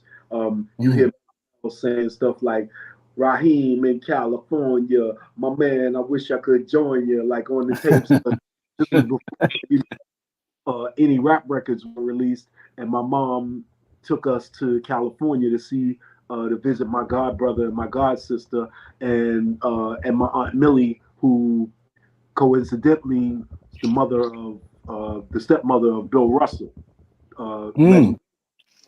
So I go out there and stay at their house or stay at my god brother's house, and I actually passed out flyers of us doing a performance at the T Connection in Berkeley, California, in like in the summer of '79, before we had any records out. And people took the flyers, but they didn't know where the hell the location was. They didn't know who we were, but it was just I don't know. It was just it just seemed like you know, something that I needed to be doing. Like I needed to let people know out there were, and like I felt like we were gonna be somebody, you know, influential in what we did, because before we recorded any records, we were doing 3 parties a night, like in the tri-state area, like 3 parties in one night, like, and before Dame Dash's uncle Ray Chandler wanted to beat my ass because I said to him, he like 6'7", and you know, I'm a kid, you know, I'm just joining the group, I'm like 15 years old, and we were getting paid, the Furious Four, before I joined them, were getting paid like $40 a man per party. And I joined the group, and we packed in Autobahn Ballroom like the 2 and the 5 train, and to the point where if you looked up, like if you were downstairs in the lobby of the Autobahn Ballroom and you looked up at the ceiling where the dance floor was, you would see the ceiling buckling behind the weight of all the people on the dance floor. And so Ray Chandler was offering to give us $40 a man when we had, the line was wrapped around the block 3 times to get in the Autobahn to see us. That's how lit we were at that time. And so when he was trying to give us $40, I was like, yo, because he said that the reason why he was trying to pay us $40 was because he wanted us to take a short for that particular show, because he connected with a promoter and the next 3 shows were guaranteed, but he had to accept short money for that show. So he said. So I said to him, "Oh, so basically, you had to kiss the promoter's ass in order for." I say that big ass dude looking like a Sasquatch came after me, and the whole group separated us. And after that, I don't know. I just always spoke my mind. I was never to sit down and shut up type. Chuck D wants you to tell everybody about Flash to the Beat. Beat. Okay. Well, so Flash to the Beat originally was freestyle that Melly Mel and I came up with just walking through Cortona Park one summer day after I had recently joined the group, and the vibe was there. We walking through the park, and he, the way Melly Mel writes most of his rhymes are freestyle. He has a dictaphone, and he walks down the street, and he records his rhymes to tape. I don't write like that. I actually write my rhymes out on paper. But this particular day, as far as freestyle goes, I was freestyling singing, and so he was like, "Yo, I got an idea," and so he was trying to sing the melody to Flash to the Beat to me, but he can't sing. So I was like, I got you. I got an idea. I have a melody in my head, and so I started singing the melody. I came up with the melody first, and then he came up with the just stepped in the party, and I came up with the rest. And we got with the rest of the group. That became one of our first routines. That and we're going to a party. That's right. That's right. That's right. Rock with everybody. Oh, oh, oh, oh. You know, we would do uh, a lot of remixing of lyrics. Like I would take a lot of Jackson 5 songs and remix the lyrics to, fit the vibe of the group or whatever, and then do my best Michael Jackson impersonation. Where did you guys? When did you guys record Flash to the Beat live, and then Flash bringing out the beatbox? Because that's my favorite song of yours. Like, I love that live version. So I'm actually not singing on that version. That's Melly Mel singing. Okay. Because I lost my voice because we had 3 shows that day, and that we performed was at Bronx River Center, where that recording was actually recorded at, and Bambaataa recorded that performance of us, and then secretly went and got a dub plate made and put it out as a record. Oh. So all that Bozo Miko was Bam? Yeah, Bam did that. So he did that record in the Champ, right? Because that was that in the Champ. Yep, exactly. The Champ was on the other side. Yep. Yeah. Because that's how we had the Champ. Wow. Yep. Wow. So Raheem, here's a question, man. What did it feel like to do this this remake as Furious Lovers? Like, what was the thinking behind it? Furious Lovers? Yeah.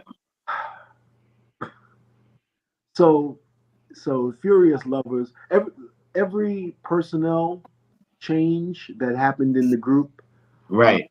was not involved in any way. Right. That's my disclaimer. So every personnel change that happened, I was just along for the ride. Right. And I went along to get along, and Waterbed Kev, although he is one of my legendary brothers, he's from the L Brothers, Fantastic Five. He's nuts.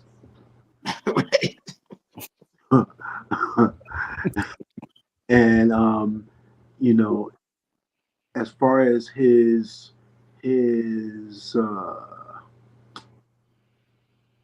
fashion sense and his external style, as far as how he projects himself, his confidence, um, along with his fashion sense, says that he could be a member of the Furious.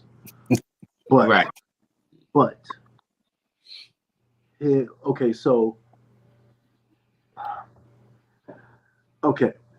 so when I'm trying to be I'm walking on political eggshells. Right. I get it. Because- I had to do it until I stopped doing it. Okay. I just stopped doing it. Thank you. Okay, so here we go. All right, I'm gonna just tell it like it is. So when I joined Grandmaster Flash and the Furious 4, when I joined his group and the name changed to Furious 5, the reason why I joined their group was because the group that I was previously a member of, the Funky Four, I didn't feel as though we all had the same fire. I didn't feel as though we all had the same ability. All right. Mm. With all due respect to the other members of the Funky Four, KK Rockwell, he had a truckload of rhymes. But although he had a truckload of rhymes, his rhymes were not impactful. That's the reality of it. And maybe his rhymes were not impactful because he was bashful. He was very shy. And he never looked directly at the audience when he performed. He'd always look down at his feet or at the ground. So that body language, that wasn't it for me, right? Right. Sha Rock, she's my legendary sister. She did make her impression felt to a degree. However, I will say this with all fairness and honesty, there were other female MCs out at the same time as Sha Rock. She was just the most popular.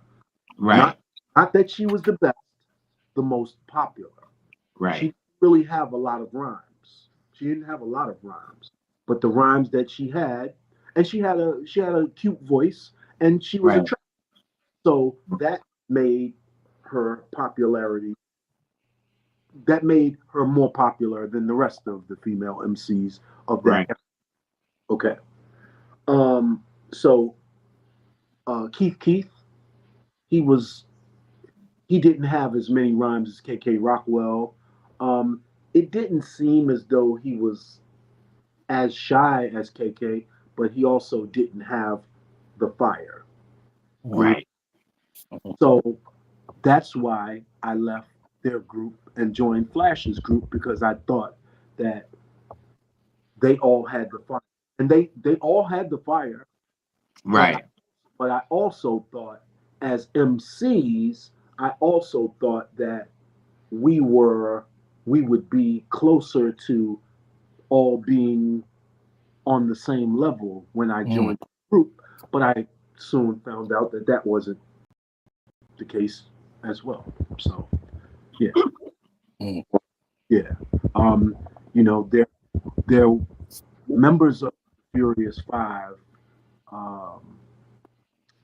Melly Mel, at first, Melly Mel wasn't the best. At first, Creole was the best. Right. And, a lot of people don't know Kid Creole is Melly Mel's older brother. And so Creole brought Mel to the group, and Mel eventually got better than Creole, but initially Creole was the best. And Right. he had a ton of rhymes, and he said them, with conviction, and he had the echo, and that enhanced, and put the exclamation point, whatever it was that he said, right? Mhm. And half of the problem is y'all wouldn't take your shirts off.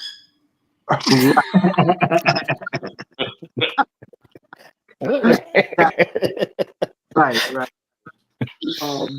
And and then Cowboy, he had a very unique ability. Whatever he did resonated crazily with the audience. Like he could tell the audience to do anything, and they did it. And so Wow. he was, the crowd motivator. When you think about, Raheem's statement, to me, he moved the crowd. That was Cowboy. Right. And he wasn't technically proficient, the most proficient MC that I've ever heard. Right. He definitely had, some chinks in his armor, technically as an MC, as far as his delivery rhythmically. And so did Creole. Creole wasn't, he wasn't the best rhythmically, but he had a ton of rhymes, and he said all of his rhymes with gusto, with the greatest Mhm. conviction. And Mel, was the king of, saying his rhymes. Arguably at one point in time, every MC in the game that I knew of wanted to be Melly Mel. Yeah. Except me. I never went. And I never wanted to be Melly Mel because although I think that Melly Mel, I think he was way ahead of his time. I think that his inability to see the gifts and abilities of our contemporary, I think that hurt him tremendously. It hurt him in how he's viewed. It hurt him in his ability to grow, because what helped me to grow as an MC and helped me to cross the threshold from what was to what is was my ability to hear the ability in other MCs and embrace it and learn from it, because they had, all of the people who came after us had time to study us and soak up all of our strengths and discard all of our weaknesses. So if we want to be on their level, we have to do the same thing. Right. Raheem, question. This is another one of those doozies, and it goes all the way back. Mhm. Are you the most loyal? I'm gonna just use the word figure because it's the only thing that comes to my head. Are you the most loyal figure in hip hop? I feel like it sometimes because If you are to me, I'm just asking, do you feel like it? Because it doesn't get any more. Yeah, but people talk the loyalty talk. A lot of people talk that talk, right? Yep. But they don't really have the experience to prove it, and I can prove it. Like if I was writing a book, I could easily prove how you're the most. Right. You know what I mean? It's just it's an amazing thing to see that some of that, like I don't know if it bothers you, but it bothers me that some of it doesn't permeate throughout our culture. Yeah, you know what? I go back and forth. You know, I wrestle with, you know, sometimes it bothers me and sometimes it doesn't. More now doesn't bother me than does, and that's because conditioned myself, bulletproof myself to, you know, not allow to reach me on an emotional level. Um, as much as, you know, as loyal as I am, and I went so I went to the point where I made a public apology to these dudes, Right. I apolog- saw that. apologizing to them, and didn't do anything wrong. It was them who did me wrong, but because, you know, egos are involved, and I was trying to strategically put myself in the good graces of the person who books the group's shows because they were deliberately, or not were, are deliberately excluding me, which Right. drastically affected my ability to support myself. I'm in a much better place now, though. But you know, it's been, sometimes it's touch and go. It's not, you know, it's not it's not roses every day. You know, I had to figure it out, and I still have to figure it out. And it makes me feel like a complete jackass on one hand to continue to be loyal, and not go ham and release all of the skeletons that I Right.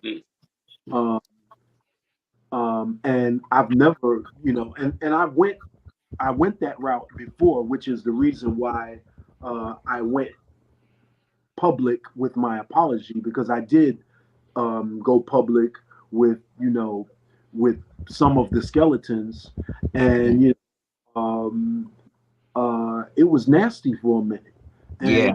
and I didn't feel good doing it, but um, you know, I'm a human being, and Mm. so at the end of the day, and I'm not the sit down and shut up type. So if you cut me and I'm bleeding and I know that you cut me, I'm gonna say, yo, you fucking cut me. Right. Like, not, I'm not gonna act like, you know, it wasn't you, and you know, like I slipped and fell, and you know, I got this abrasion some other type of way. No, I'm Right. not how I'm wired, and you know, I'm really laid back and calm, you know, but I'm also the quiet storm. So, like, even though, I, you know, like I take a lot of shit, but like when we get together in person, I don't take any shit. So Right. never, you know, if there's ever an exchange, you know, and it goes left, they know that I'm with the shits. We've come to that point, you know, me and Muscles, we've gotten to that point a couple of times, but it was never crossed because, you know, the way that he punks others in the group, Right. we don't have that same inter. Yeah, Right. yep. But And I that's think that that's another reason why, you know, I'm excluded from, you know, from performing, because I don't, you know, I don't do back down at all. Like, I don't back down. So you can't say words to me. No man can say words to me to make me feel like, you know what, maybe I should sit down and shut the fuck up. There's Right. no man on the planet Earth that can make me feel that way. So, and, you know, how big you are, I don't care how much of a gangster you are, how many people you killed, because reputations don't whoop nobody's ass. Only Right. but you know what though? That's the mark. I don't use this term lightly, but that's the mark of a gentleman. You know, I Yeah. would think of myself as that, and you know, also I think that you know I've come to terms with when people can say words to you and cause you to react negatively. That means that they have certain power over you. So I Yeah, There you true. go. anyone There you that go. you know I don't want to give anyone that satisfaction, and so you know no matter how phony they are, I'm phonier because I smile back, you know. Yeah, and just you know what, it says a lot about you and your the way you think and your personality that you're not stooping to their level, No, no, I'm not. and it is what it is. Hmm. You have me or you don't, and I don't have anything to say about it. So there you go. Yeah, you know, because at the end of the day, if you know, if we're working together, great, and if we're not working together, I was born by myself, so I Right. need to stand Yeah. with people in order to like validate me. I was Raheem before I met them. Right. Right. Hmm. So Raheem, I got a question. So it seems like every era, right? Every era of rap, everywhere, you always rapping, you're always current. I remember the BET thing. I remember some other times. I remember you stepping out like at a joint, just doing something, and everybody like, yo, it's Raheem. And then it, 10 years later, you do something, and then everybody's like, yo, that's Raheem. And then this year you do something, and then everybody's like, yo, that's like what do you have in you that says, you know what, I'm I'm you know, I'm gonna do this, but I'm gonna do it to excellence, and then I'm not gonna I almost don't wanna say it, but I'm gonna say it. I'm not gonna sound old. Right. Um. Well. Okay. So I listen very, very carefully to other MCs from my era, and Mm-hmm. you know, and we hear differently. We hear in a different language. We don't. I don't hear in the same language as them. I'm a musician, and being a musician, rhythm is very important to me.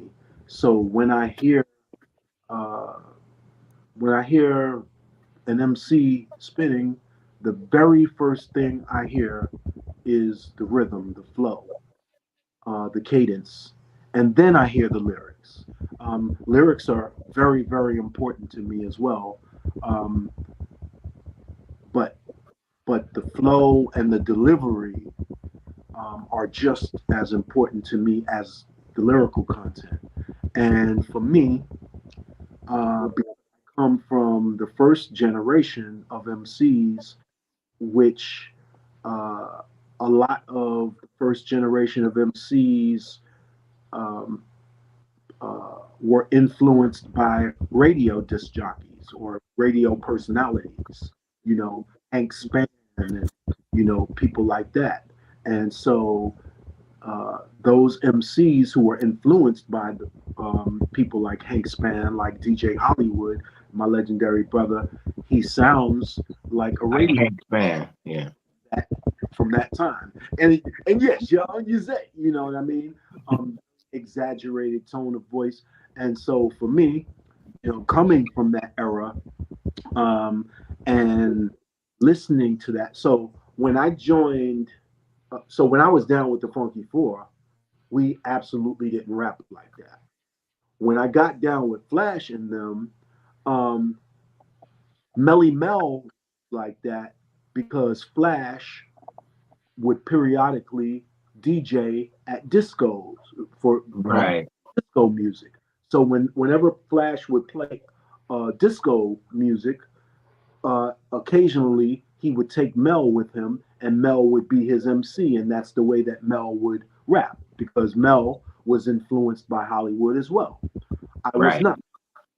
I didn't hear Hollywood until much later, until after I joined Flash's group. Um, Wow. so I was not influenced by it. And whenever I did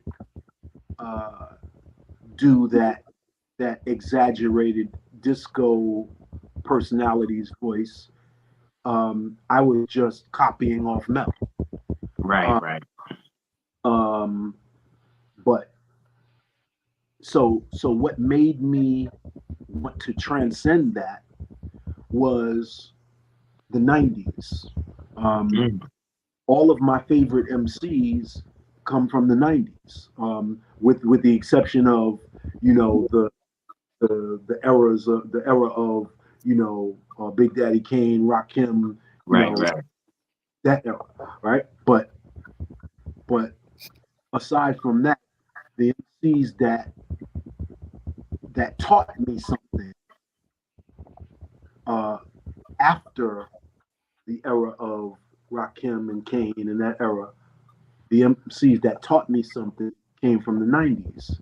So I listened to them intently, and I took a lot from them. And, you know, when someone hears me today, they, you know, unless they know who I am and, you know, where I come from, they don't know. You know, they'll look at me and be like, "Oh, he's an OG," but they can't put Grandmaster Flash and the Furious Five on me, and I'm ecstatic about that because I don't want to be attributed or say that I still sound like I'm a member of the Furious Five. Hell, I don't want to sound like today. Not today. You know? And so I think that that's another dynamic that makes me kind of an outcast of my group, and one of the reasons why they don't want me around, because, you know, at some point in time during the course of the performances, sometimes, you know, somebody, you know, sometimes we have a little extra time to do a freestyle.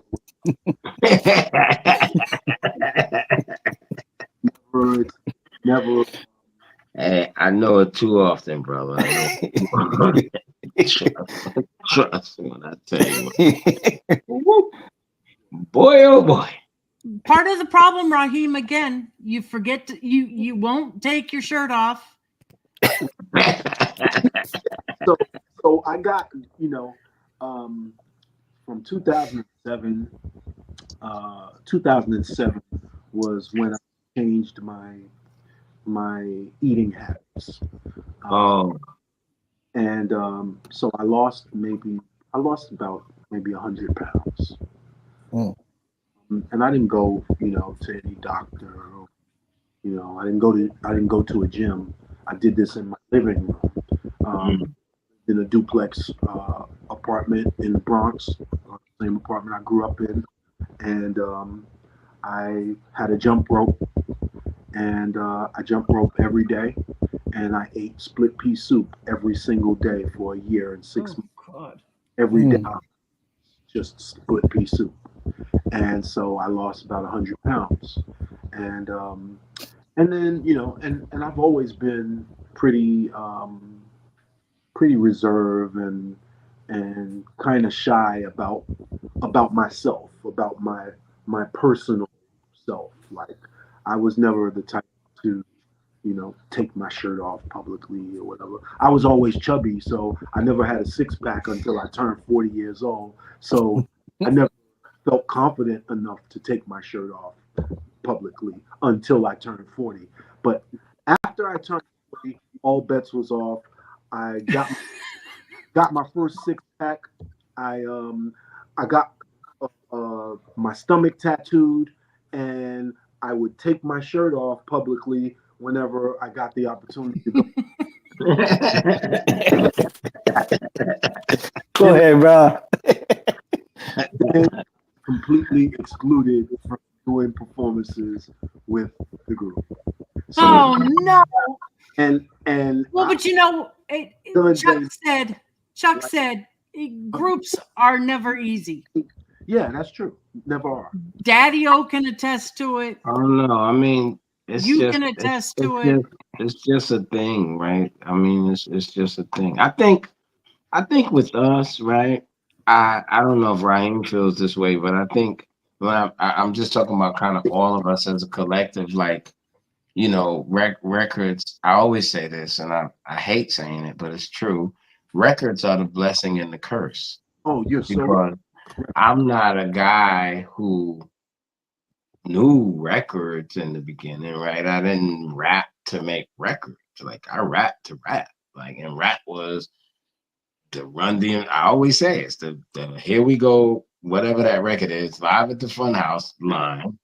Well, if you say you heard my rhymes, we're gonna have to fight because I just made the motherfucker up last night. It was about coming out with something fresh every day.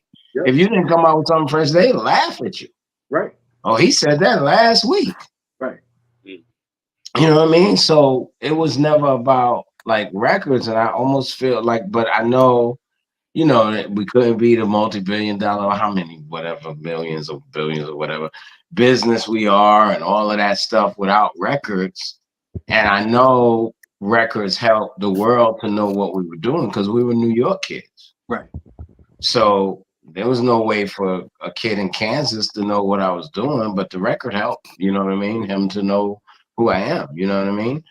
But in the same token, like those group structures within records, even if you go back to, groups before hip hop, you always see this kind of thing, and it's records.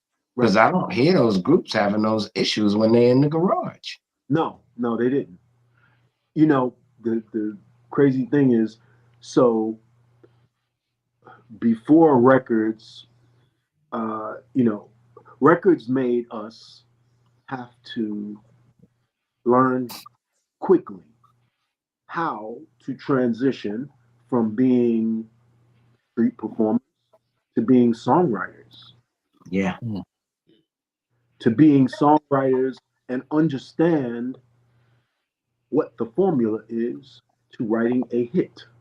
Otherwise, and that is the reason why many people who are from the first generation didn't make it. They didn't make it because, the Cold Crush released 2 singles, Punk Rock Rap and Fresh Fly Wild and And so after the release of those 2 songs, you understood why the Cold Crush didn't get another chance to record more records because they didn't understand how to transition from being street performers to being recorders and songwriters. Very true.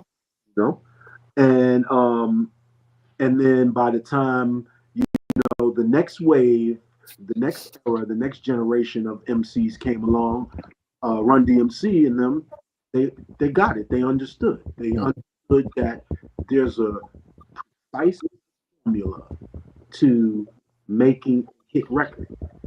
Doesn't matter what the content is. Hit records are comprised of all different types of, various content, but they all have one thing in common. And the thing that they have in common is that they resonate with popular culture. Right.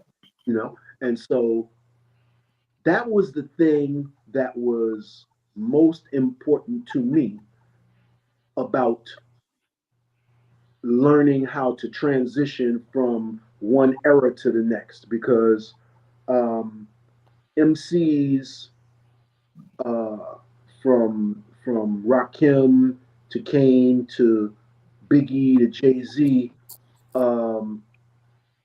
it became their delivery became much more conversational, and when they spit, it was much more like they were having a regular conversation with you to the beat, as opposed to reciting a rhyme to the beat. Right. Reciting and having a conversation are 2 different things. So once I understood that, I immediately was able to separate myself from rhyming the way that we began to rhyme to how I rhyme now. Right. Guess what? The next question Yes. is up to Mr. Chuck D. What's up? The super hip hop god MC and MCs on there. As an old dad. Yo, what's up? What up, Flatline Chuck? Jenny. Hey. Yo, man. I mean, this is probably the sickest interview ever, man. A big up Ultra. I think so. Thank you, C-Doc, for letting me host. Yeah, yo. Odad. Yo, listen, man. I mean, Odad will tell you that we fiended at the Holy Grail of the Furious Five and everything All backlogged, good. and you made so many things make sense in your story that we already knew the story and the layers to the story, but you add that extra. Tell him your old dad, right? Yeah. He had that extra logic in real Right. 2024 time. You know what I'm Right. saying? Because sometimes legend could get lost in the sauce, whatever was happening there. But Ra is always.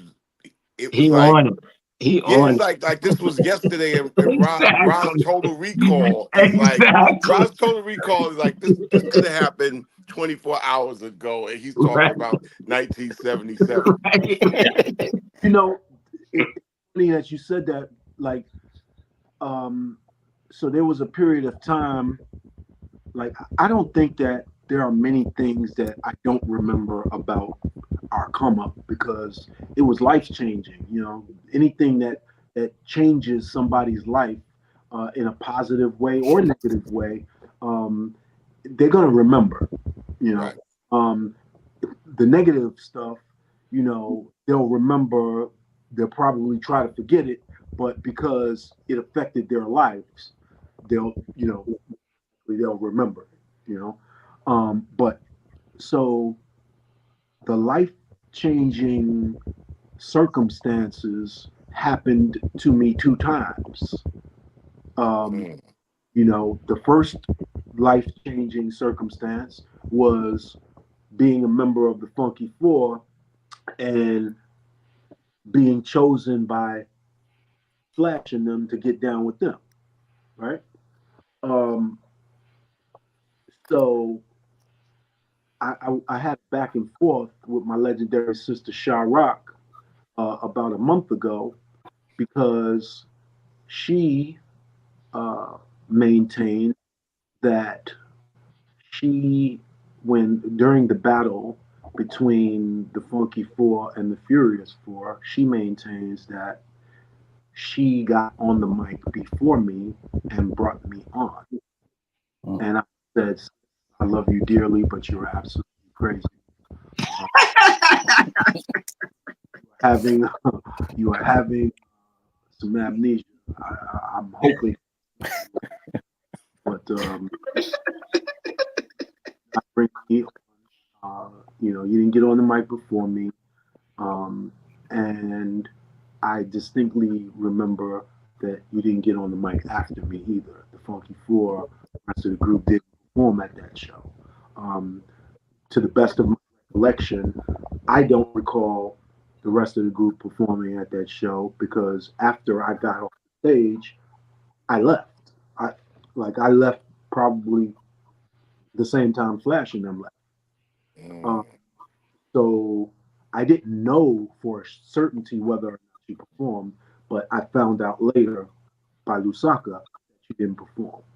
So for you to say that you brought me on, like that, you're adding to uh, hip hop's, you know, mythology. Right. It's crazy. I gotta ask you this question. For sure.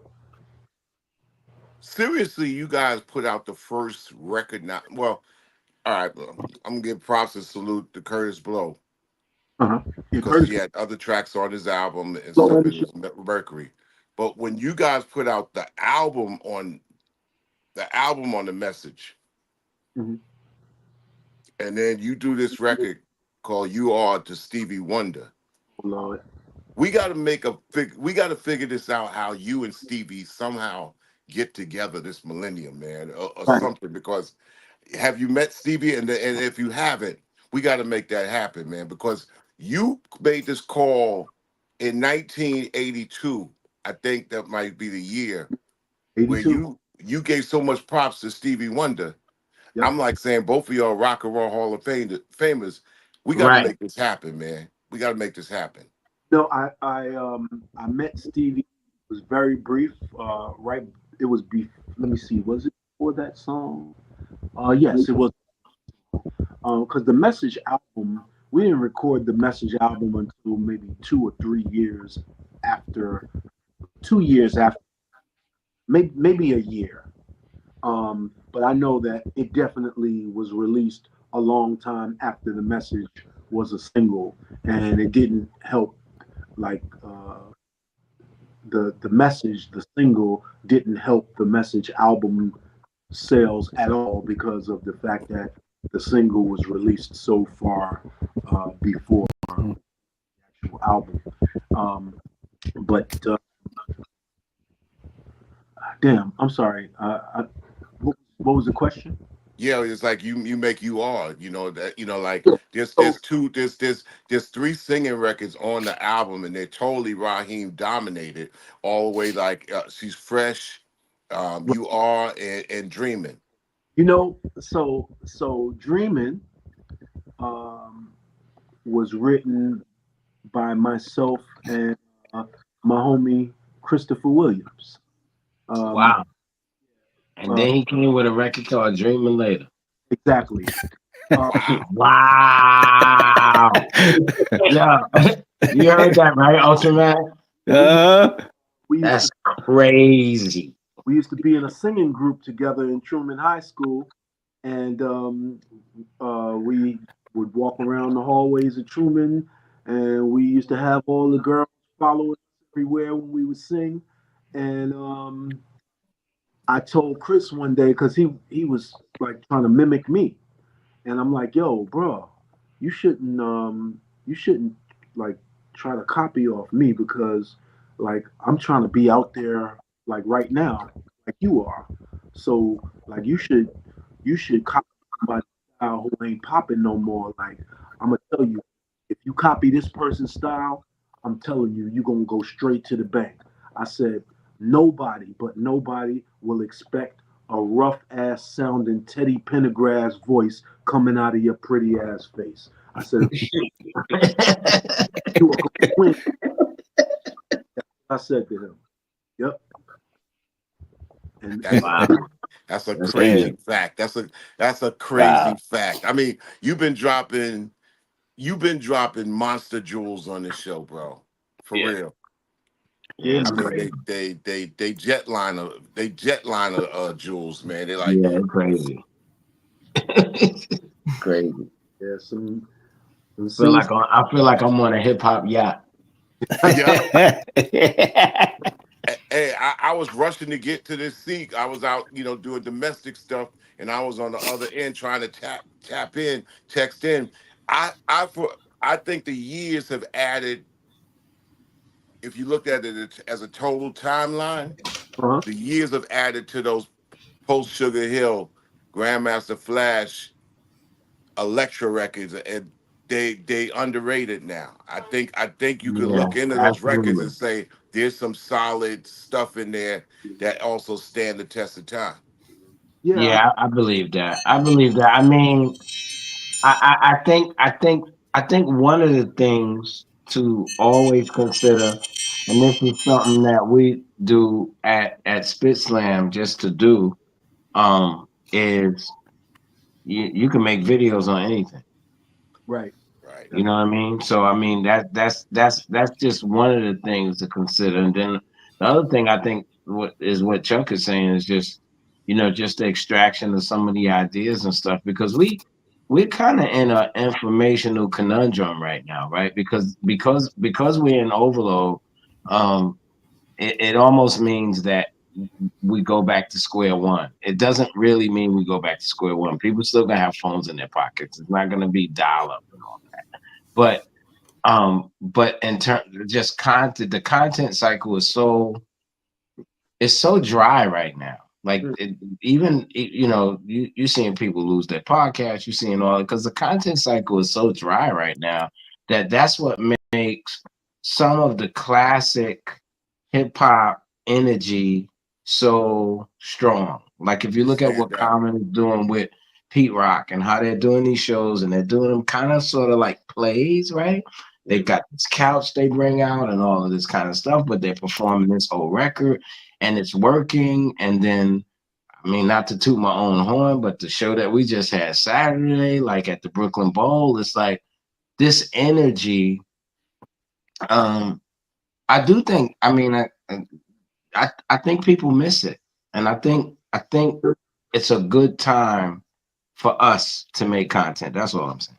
You know, so you asked me here.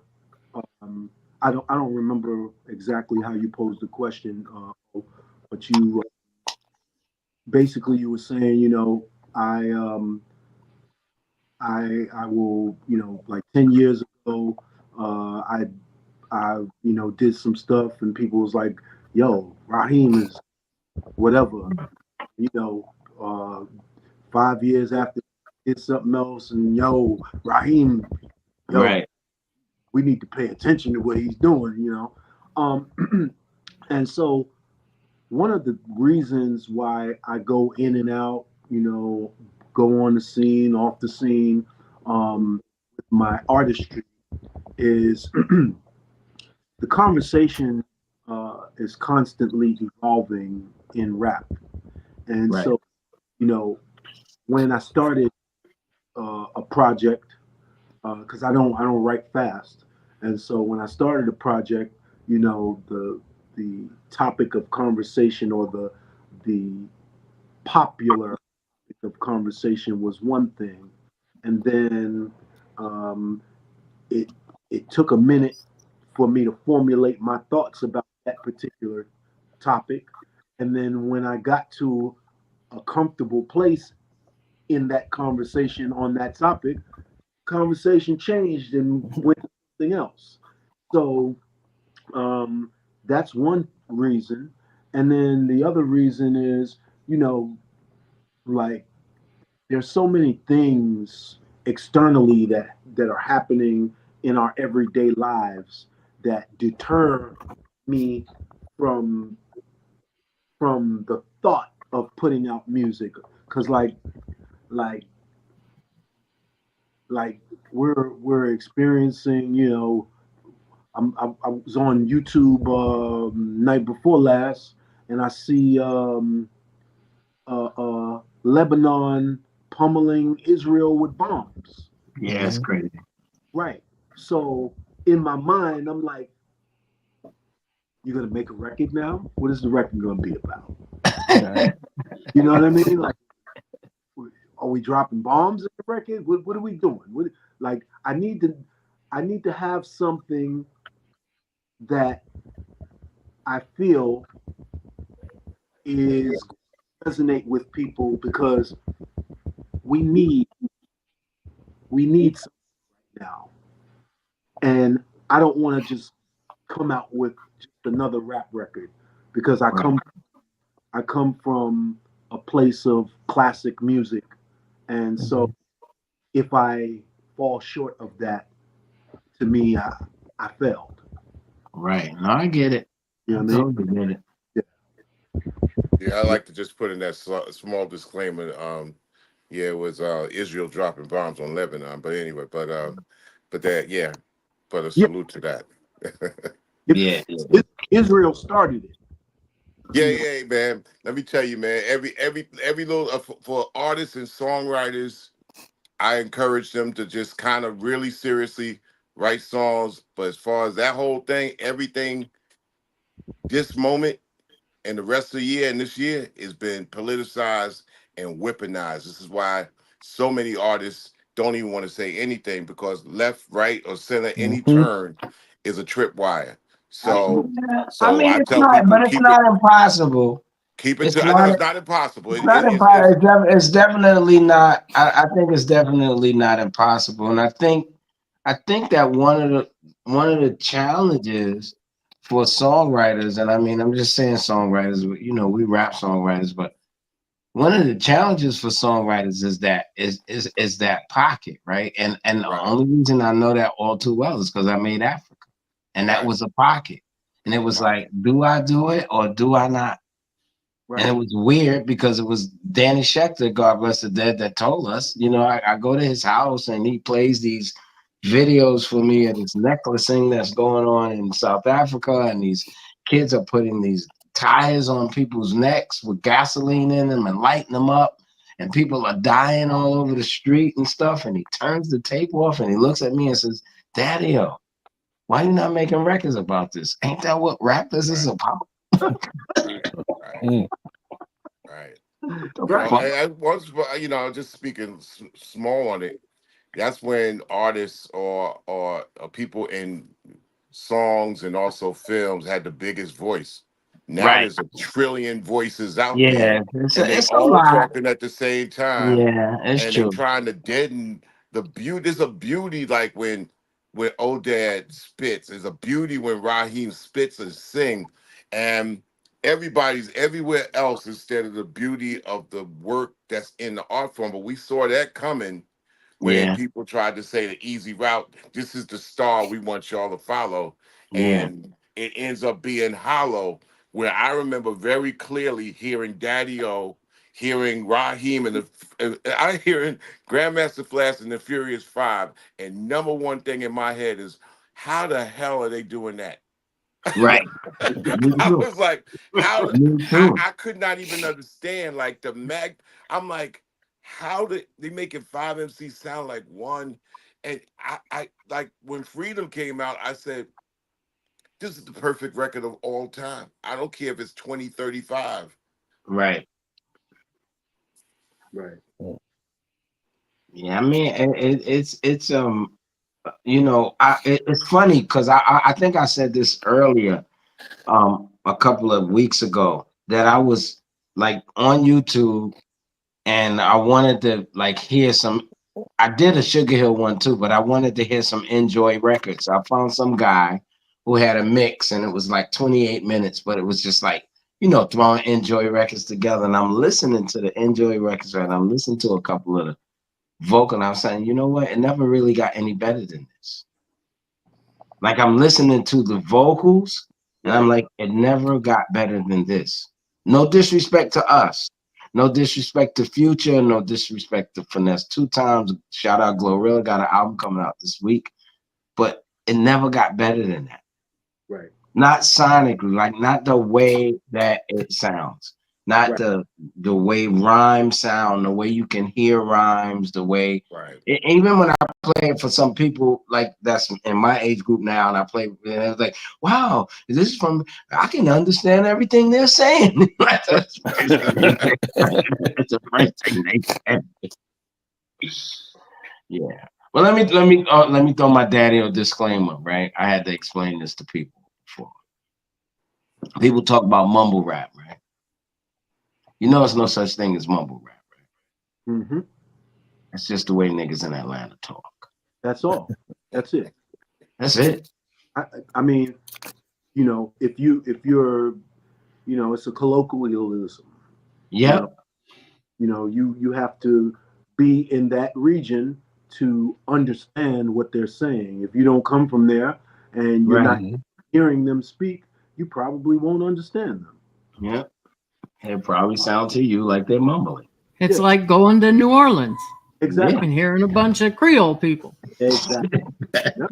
But regardless, I think there's always a place for your voice Oh yeah. and for whatever it is that you want to rap about. I think there's always a place. Yep.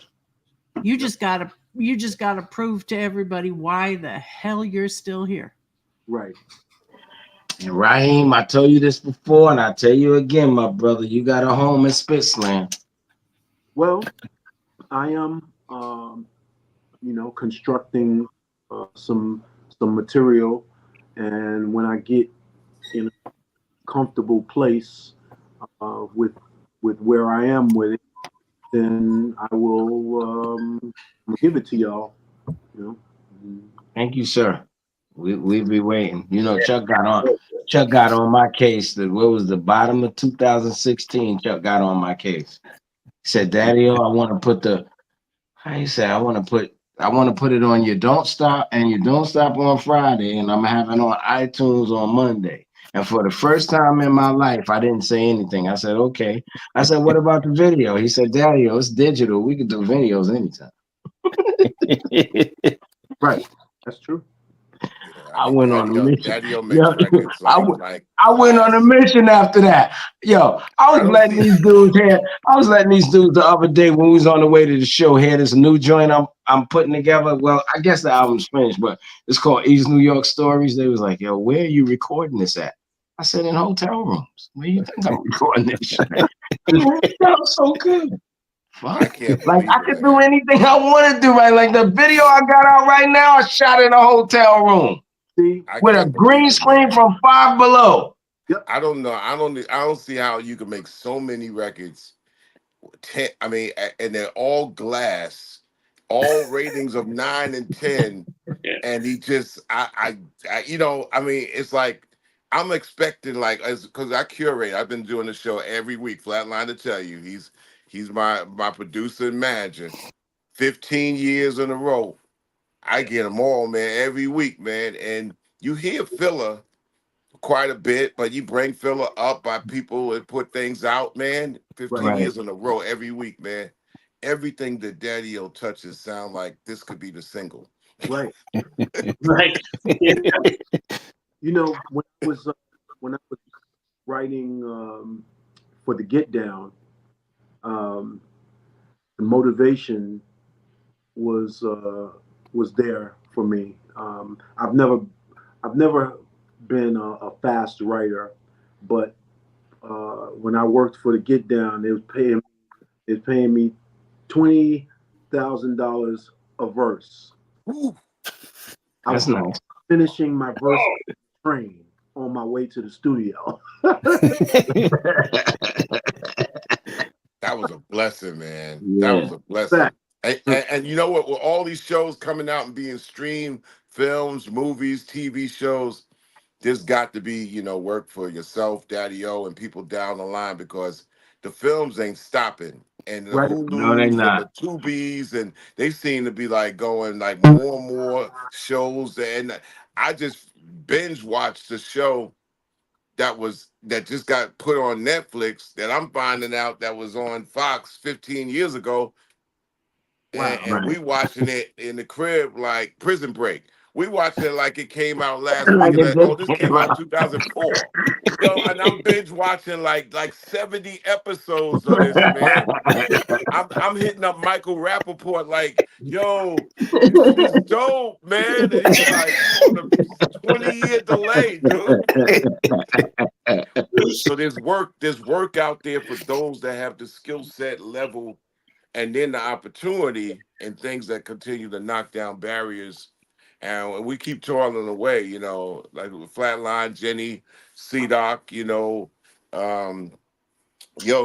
and Ultra, we continue to tap away at possibly finding the opportunities. And I think it's coming because Hip Hop 51 administratively has been and aesthetically has been a disaster.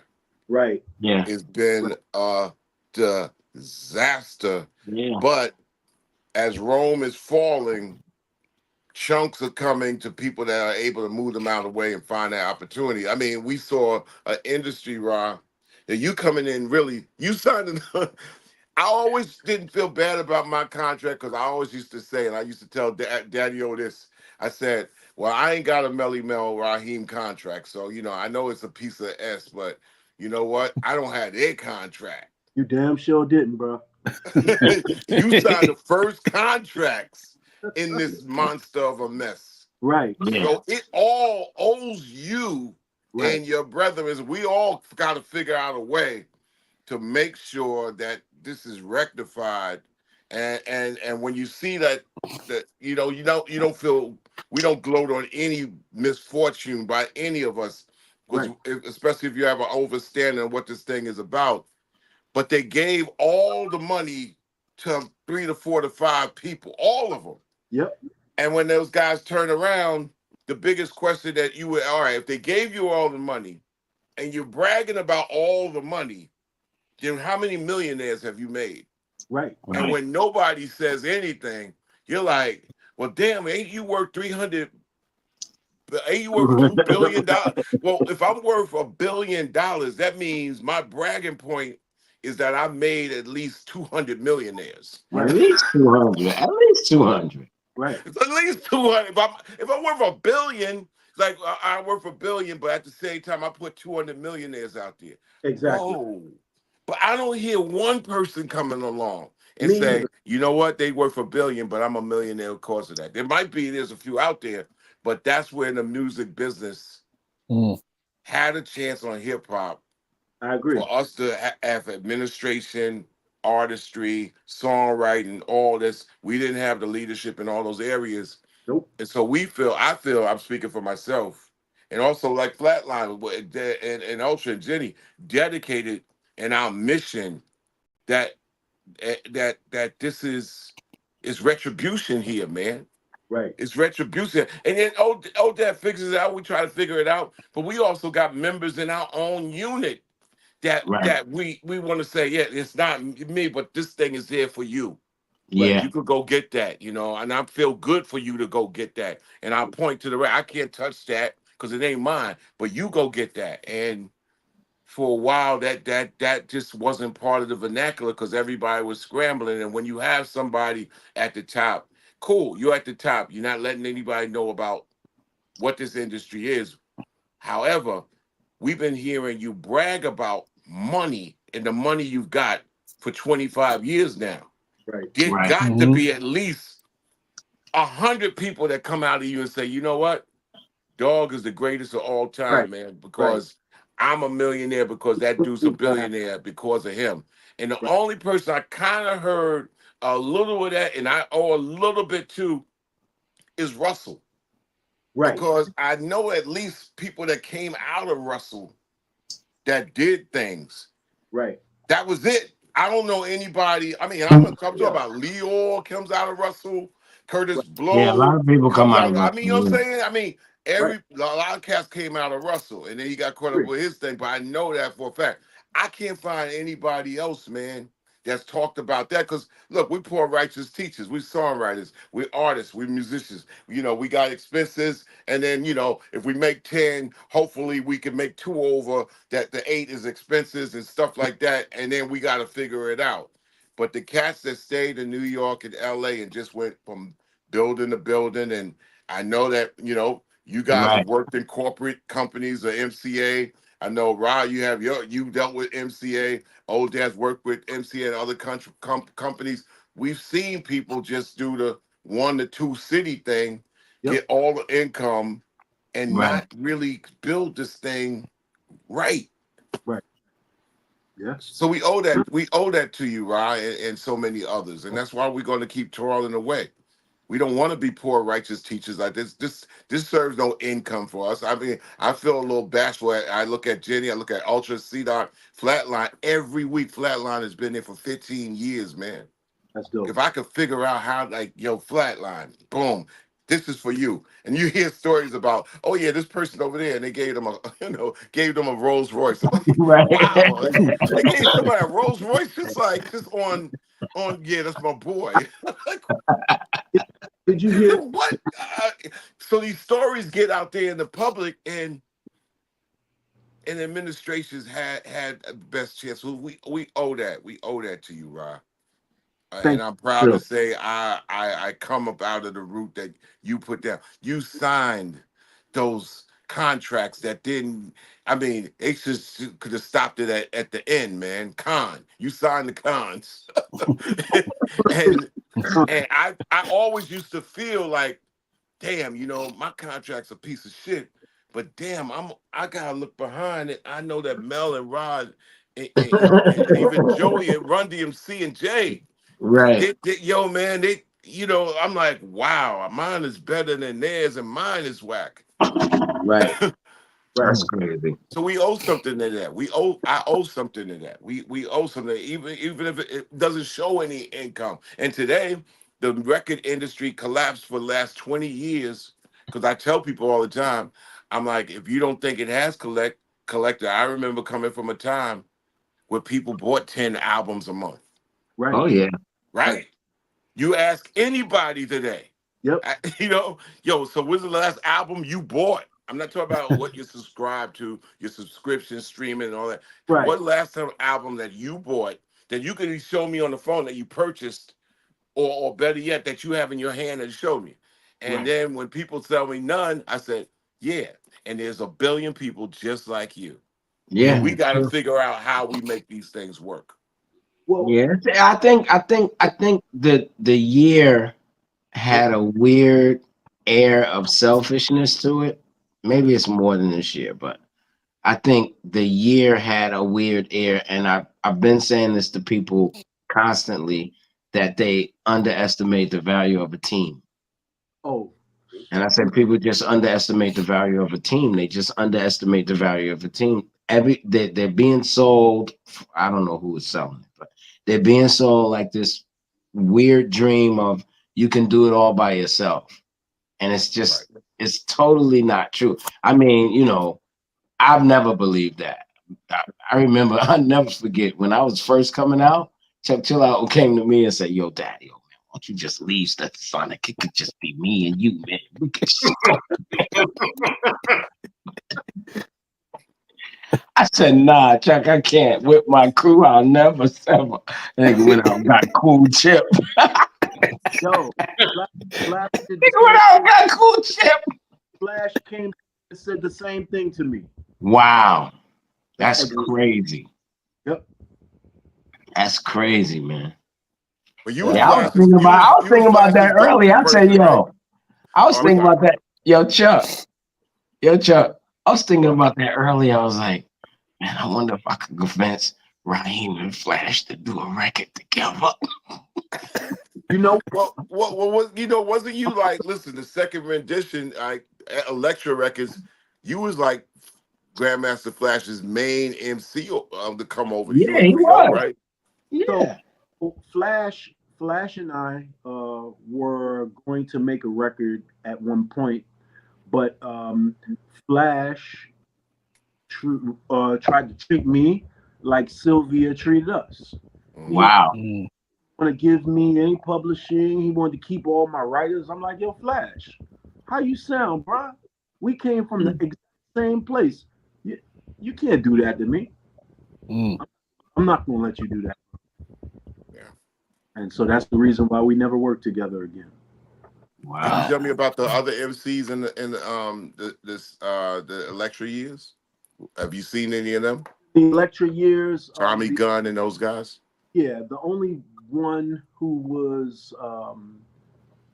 who held his was Levon. Oh, okay. Levon is a writer, so he helped write lyrics. You know, and at the time he was a credible MC at the time. You know, we grew up together. Right. But again, I wasn't responsible for any of the personnel. Yeah. You know, that was put in the group. That was all Flash. Yeah, man. Tell us about Gold. What when you guys came and all got together, and then the sort of the reunion on Gold, that album, On the Strength. Album On the Strength. When I listen to that album today, sonically, that was a pretty decent album. As far as the content, you know, when I listened to it, there was some pretty good songs on the album. I thought Gold was a pretty good song. Electra was we were their guinea pigs. You know, we were the first rap artists signed to Electra, so they didn't have a clue as to how to promote rap music when they signed us. Um, and it took them until they signed Busta Rhymes. That's when they got it right. Mm. Prior to Busta Rhymes getting signed, their promotional efforts with rap music was just not on point. And and we had the ability to to stay at Elektra after that album flopped. We could have stayed on Elektra, but Mel and Scorp decided that they didn't want to be on Elektra anymore because of us not being promoted the way that Sugar Hill promoted us. And and then our album budgets were supposed to escalate like to $1 million after that album. But when like they asked Bob Krasnow, the president of Elektra, for a release, and he just gave it to us. Like he didn't, there was no pushback. No hesitation. Yeah. So, it's like we were a tax write off for them. Yeah, after y'all left, they started Electro Rap, and Exactly. like you said, Buster came along, Lee's in New School. They had a bunch of CL Smooth and Pete Rock, Shazzy. They had a bunch of Dante acts Ross, Dante came in there. Yeah, Dante went over there, right? And Stimulated Dummies went over there. Right after y'all left. So I guess that money that they would have gave Grandmaster Flash and the Furious 5 for their second or third album and all that, they just say, all right, we'll give them the next acts, some startup smaller monies, but we'll start a whole rap department. So you guys started it, and then I remember back in the day when you guys started it, then the Fearless 4 came off the heels of that. Exactly. Yeah, Fearless came off of that. Yep. When they did Problems. Yeah. Wow. Shout out to the Fearless 4, man, but they gotta stop the bullshit, man. What happened? They got on stage, man, reading lyrics off a phone, man. No. Fuck is that? Oh. Yeah. Come on, man. What the fuck? Come on. They already know why they read lyrics off. No, I don't know if they know. I mean, no, I get it. I have to practice every time before we perform because we don't perform a whole lot. Right. So, and then Stet got 3 albums, so it depends on the region, and we'll figure out what songs we're gonna do. But if Bobby tells me, "Yo, D, we're gonna do Bust That Groove on this show," or we're gonna do Forever My Beat, I might have to go back over it and do it. But I ain't gonna read no lyrics on no phone on stage. Yeah, I'm telling you, let me tell you, I shamefully admit I did that one time ever. It was about a decade ago, and I was doing something with Lord, and I just wrote it, and I told the crowd what I was going to do. It was brand new. I mean, people have fun. Yeah, when you tell a crowd what you're going to do, that's different. I'm talking about records that you made. Let me tell you, it was so whack and unacceptable. I would shamefully take the L on that. It was so whack and unacceptable, and I did it in Atlanta in a small spot just to help Lord out. And I was like, what the hell? And then after a while, I was like, what am I doing? It was so unacceptable. I was going to say, I don't know what Daddy was talking about because I remember a phone call a couple of years ago. Yo, Jennifer. And when you lie and you talk a lot, what's the rest of it? Why can't I think of it? Jenny, it's called a lot of lyrics in that head. A lot of lyrics in that head. I tell you, Raheem been putting lyrics down like 50 years. How do you do that? Yeah. Yeah, that's what I'm saying. Like, Ra's amazing, bro. Raheem sent me a record last year. That shit threw me. I don't know, man. That shit beat my head up, man. That chestnut checker shit. I'm Right. like, what the fuck am I Yeah, doing? you know, Rod's like Renoir. Renoir was an artist, man, or I think Renoir either Matisse. You're not gonna find many paintings on Renoir. It's either I think Matisse, no Renoir. You're not gonna find many paintings on Renoir. When he got up to do it, he did it, kept toiling with it, left it, walked away from it, came back to it, boom, boom, boom. Sometimes artist geniuses is just like that, and they never gonna change, nor should they. But Right. at the same time, at the end of the day, there's got to be somebody that curates it after Oh, you're yeah, yeah. gone, I Rod, mean, because that's the type of artist you are. I'm just interested in the whole Raheem energy because I don't get that anymore. And so it's real selfish. Like all the reasons I want to work with Ra, them shits is mad selfish. Them shits ain't got shit to do with him. Ain't got a fucking thing to do with him. I'm selfish. Like I'm like, oh, here's a legend that's dope as fuck. Like he's dope as, Stove Guard Cooks and all of, all them little niggas I be listening to. You know what I mean? And I'm like, man, nobody really could. Raheem is the only MC that I've ever ran across that could actually make the damn like connection between the old and the new. And that's no disrespect to Buster. It's a bunch of people I can mention that's trying to do it. I don't want to disrespect a whole bunch of people because I know you trying your God bless you, bro. You know what I mean? But they not doing it like, you know what I mean? Because I be with these little niggas. I know how they feel about records and all of that. And they weirdos in their own little way because they were born in the comment section, if you can understand what I'm saying. They really not the original content. These little niggas was all born in the comment section. So the way they hear from the fucking comment section. These little niggas ain't hearing from the artists. They hearing from some others. You know what I mean? But it's a way that Glow Talk, Megan sometimes she trying to be pop. It's a way that Future talk that shit all the time, but he real negative. This nigga make a record called I'm Fried, and I just took a whole bunch of pills. But he, you know what I'm saying? No, I'm serious. He got a record on the radio called I'm Fried. But I'm saying it's a relationship, right? But it's also a styling in that.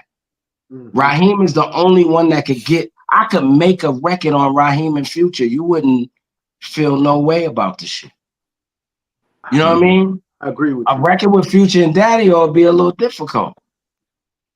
Because I'd be on the record saying, get off the fucking drugs, nigga. I'm just kidding. I'm just saying my growl, like, Rod know how to. I said this to Flatline and them before Rod came on the show. Diamond D called me up for a verse. Of course I gave it to him. But Diamond called me for a verse. He said, Daddy, the only two old school niggas I fuck with is you and Raheem because y'all don't sound old. Exactly. So that's what it's mad selfish, but I feel like Rob, I feel like your energy is missing. That's what I feel. Thank you. That's just Daddy. I feel the same way, and what confirms that feeling for me is every time I get an opportunity to perform, like I performed with Mo D as and the Treacherous Three at the Treacherous Three's reunion last summer, and I don't have records. No Raheem records. So I get up there and I just spit, what I spit. Mo D has records. Cass doesn't have records, but he did a record with Mo D. And I wasn't, I didn't perform with them to try and like one up anybody or anything like that. Um, I was having fun, Mhm. and so after I finished performing, like I did a one long one long set, and after I finished performing, I dropped the mic. Well, I said, damn, because I think I spit about 100 bars. So, Mm, and literally, I think I spit about. yes. So afterwards, I said, damn, I'm tired as fuck. I think I need to take a nap. So I dropped the mic and I actually fell down and actually laid down on the stage. Yo, I'm still hearing about that shit. Like I was on the phone yesterday, and it was like, "Yo, why you disrespect Modi and Kaz and them like that?" And I'm like, "What you mean? Wow. What do you mean disrespect them?" I said I didn't disrespect them. They said, "Yo, you you basically you laid down on the stage. That's like saying like, fuck what y'all talking about. This is my house. This is my that." He and he was like, "Yo, they absolutely took it like that." You know who told me that? DXT. Wow. Wow. That's my man. DXT, my man. That's my history. Him and Crazy Legs is the ones. I'll say some shit online, Rob. They'll hit me up and be like, Daddy, everything you said was true. But what was that shit you said? Well, They be straightening, yo, they be straightening me out, bro. Yes, DXT man. be straightening me out, bro. DXT, Oh, I would co-sign. Crazy Legs is an embellisher. Mm.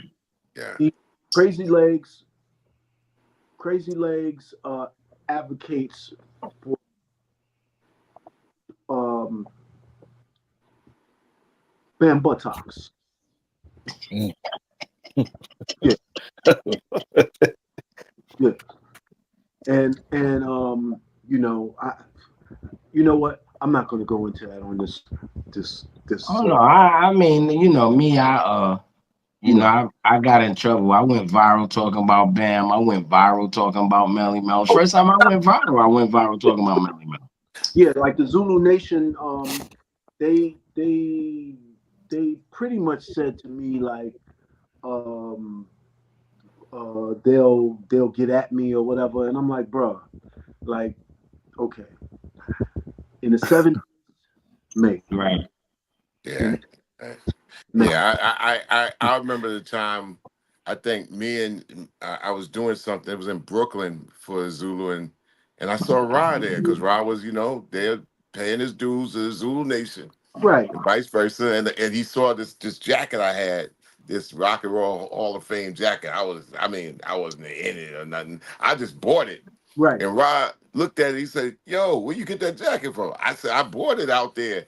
I said, "They got to work on getting you one." But Rob, to me, it's like when you was working with Hank at MCA with Soul Records, I was gonna lend my, expertise or what I thought I had, and every time I would get close to Rob, I would come up with nothing. There was nothing I could. Half it was the intimidation factor, and I had the skill set like a Daddy O would have, like especially even now. But I was like, because with a genius like that, I had too much reverence at the time, and I took like 3 steps back. But I wouldn't know. I didn't know how because this is a total package, dude, that can go any direction. And I Absolutely. was afraid to like say, "Hey, want to try this?" But I did. I said so. I stepped away from that, and yeah, sometimes I kick myself because I said I could have been more No, I think as a now is the contributor. time. I think now is the time. I think like I said, I never rhymed as much as I do now. I never was as confident as I am now. I remember because I can think about. I remember every record I made. I remember being in the studio making every song that I made. I remember every engineer. I remember all of that. Sometimes I was confident. Sometimes I wasn't. You know what I mean? We put the record together. The record ended up coming together. There's not a time nowadays that I'm never uncomfortable now. I'm never not confident. Here's a secret with you. So, there's not a single Grandmaster Flash and Furious 5 record that I actually like. Wow. I don't like any of our music, and I'm very happy not to perform it. Like I'm like whenever I do perform with the group, like our corniest songs like fucking Birthday Party, like with unbridled passion. So and the crazy thing is, so whenever we have an opportunity to perform together, you know, the crowd obviously respond to what they know, you know. Right. But Melly Mel and Scorpio have always been terrified to perform material that the audience doesn't know. So that's the Right. reason. Like Melly Mel has recorded tons. He has tons of recordings, but you only hear him perform what the audience knows. He never ventures out to perform anything new because audience doesn't know it. And he's used to instant gratification from the audience. Whereas me, I don't give a fuck. I will go on the stage, audience don't know nothing that I'm gonna spit. Of course. It's everything, know everything, and I get a great response every time I bust people ass they got records. Yeah, you supposed to, man. Shit, we did a show Saturday. We did 5 new songs. Exactly. Right. Yeah, that's We can't, you can't really care, like, you know what I'm saying? Like, you really can't care like that, man. People who care like that, that's a dangerous place to be in, because you're not gonna always be in a familiar situation. You're just not. I don't care how popular you are. You're not gonna always be in a familiar situation. Anybody, we could put Taylor Swift somewhere, and her ass is unfamiliar. Hey, you know what's some true shit? You know what's some true shit on top of it? As an artist, and sometimes this might get people in the trick bag and the cul-de-sac problem, but I know I do illustration and graphic artists and painting. Right. And I come from the thought process is like, I'm not making any of this for you anyway. You know what I'm saying? And really it transferred into me making records. Yeah. Because the type of records that I want to make, nobody would ever like unless they really like them. But in a group, we compromise and we work together. And the records that people would hear is, I mean, the first thing that got me on is Public Enemy #1. Who the hell in 1984 going to do some weird off-ball weirdo shit like that? That's what I like. You know what I'm saying? So the point is that the industry also gets away from artists making records that they want to hear and fuck everybody else. And if you come along, cool, you along for the ride. But I kind of made this for me, you know? And this is why I'm having so much fun with AI, but I didn't want to go somewhere else with that. But that's why I think a lot of times we're in the age right now where you definitely have to make the song that you want to hear. And Ra has always been on there. I'm guessing. I even from back in the day, I said, Ra, you know, I don't think you hear the song. I don't think you hear the song that you want to hear yet. And he would be like, yo. Yeah. It's funny, like, so I taught myself how to play piano, and I taught myself how to play guitar. First instrument was tenor saxophone. I learned. I was in a band in high school, but when I think about music, rap music, I think like a drummer. When I go to apply words to a beat, I'm thinking I hear it to the beat like a drummer. And That's what I hear first. And then I break down the syllables of each word to determine how the word is going to fall on the beat. Since I physically write my lyrics out, I write the alphabet at the top of the page so that I don't have to scan my brain to think of a word that rhymes with the word that I'm trying to find a word to rhyme with. So I have it visibly in front of me. I have the alphabet visibly in front of me, and that's how I come up with the rhyming words to whatever I want to rhyme to. Wow. And those different, techniques. Everybody has their different techniques that they apply to, how they come up with their art. And I heard you say something that struck me as profound. Oh, you said you write your records in various hotel rooms. Mm-hmm. I can relate to that because when I see different scenery, it inspires different thoughts. Yeah. So yeah, I can relate to that. But Sylvia Robinson, she had the opportunity to be the first Def Jam, but she didn't see the vision. She didn't, like you said, Chuck, Russell is the only one, the only billionaire, millionaire who saw the vision to make somebody else or other people millionaire. Because if you make somebody millionaire, if you're responsible for making them a millionaire, then damn it, what does that make you? You know what I mean? That just goes without saying. But she didn't see that vision. Yep. Well. We are 3 hours into this loveliness.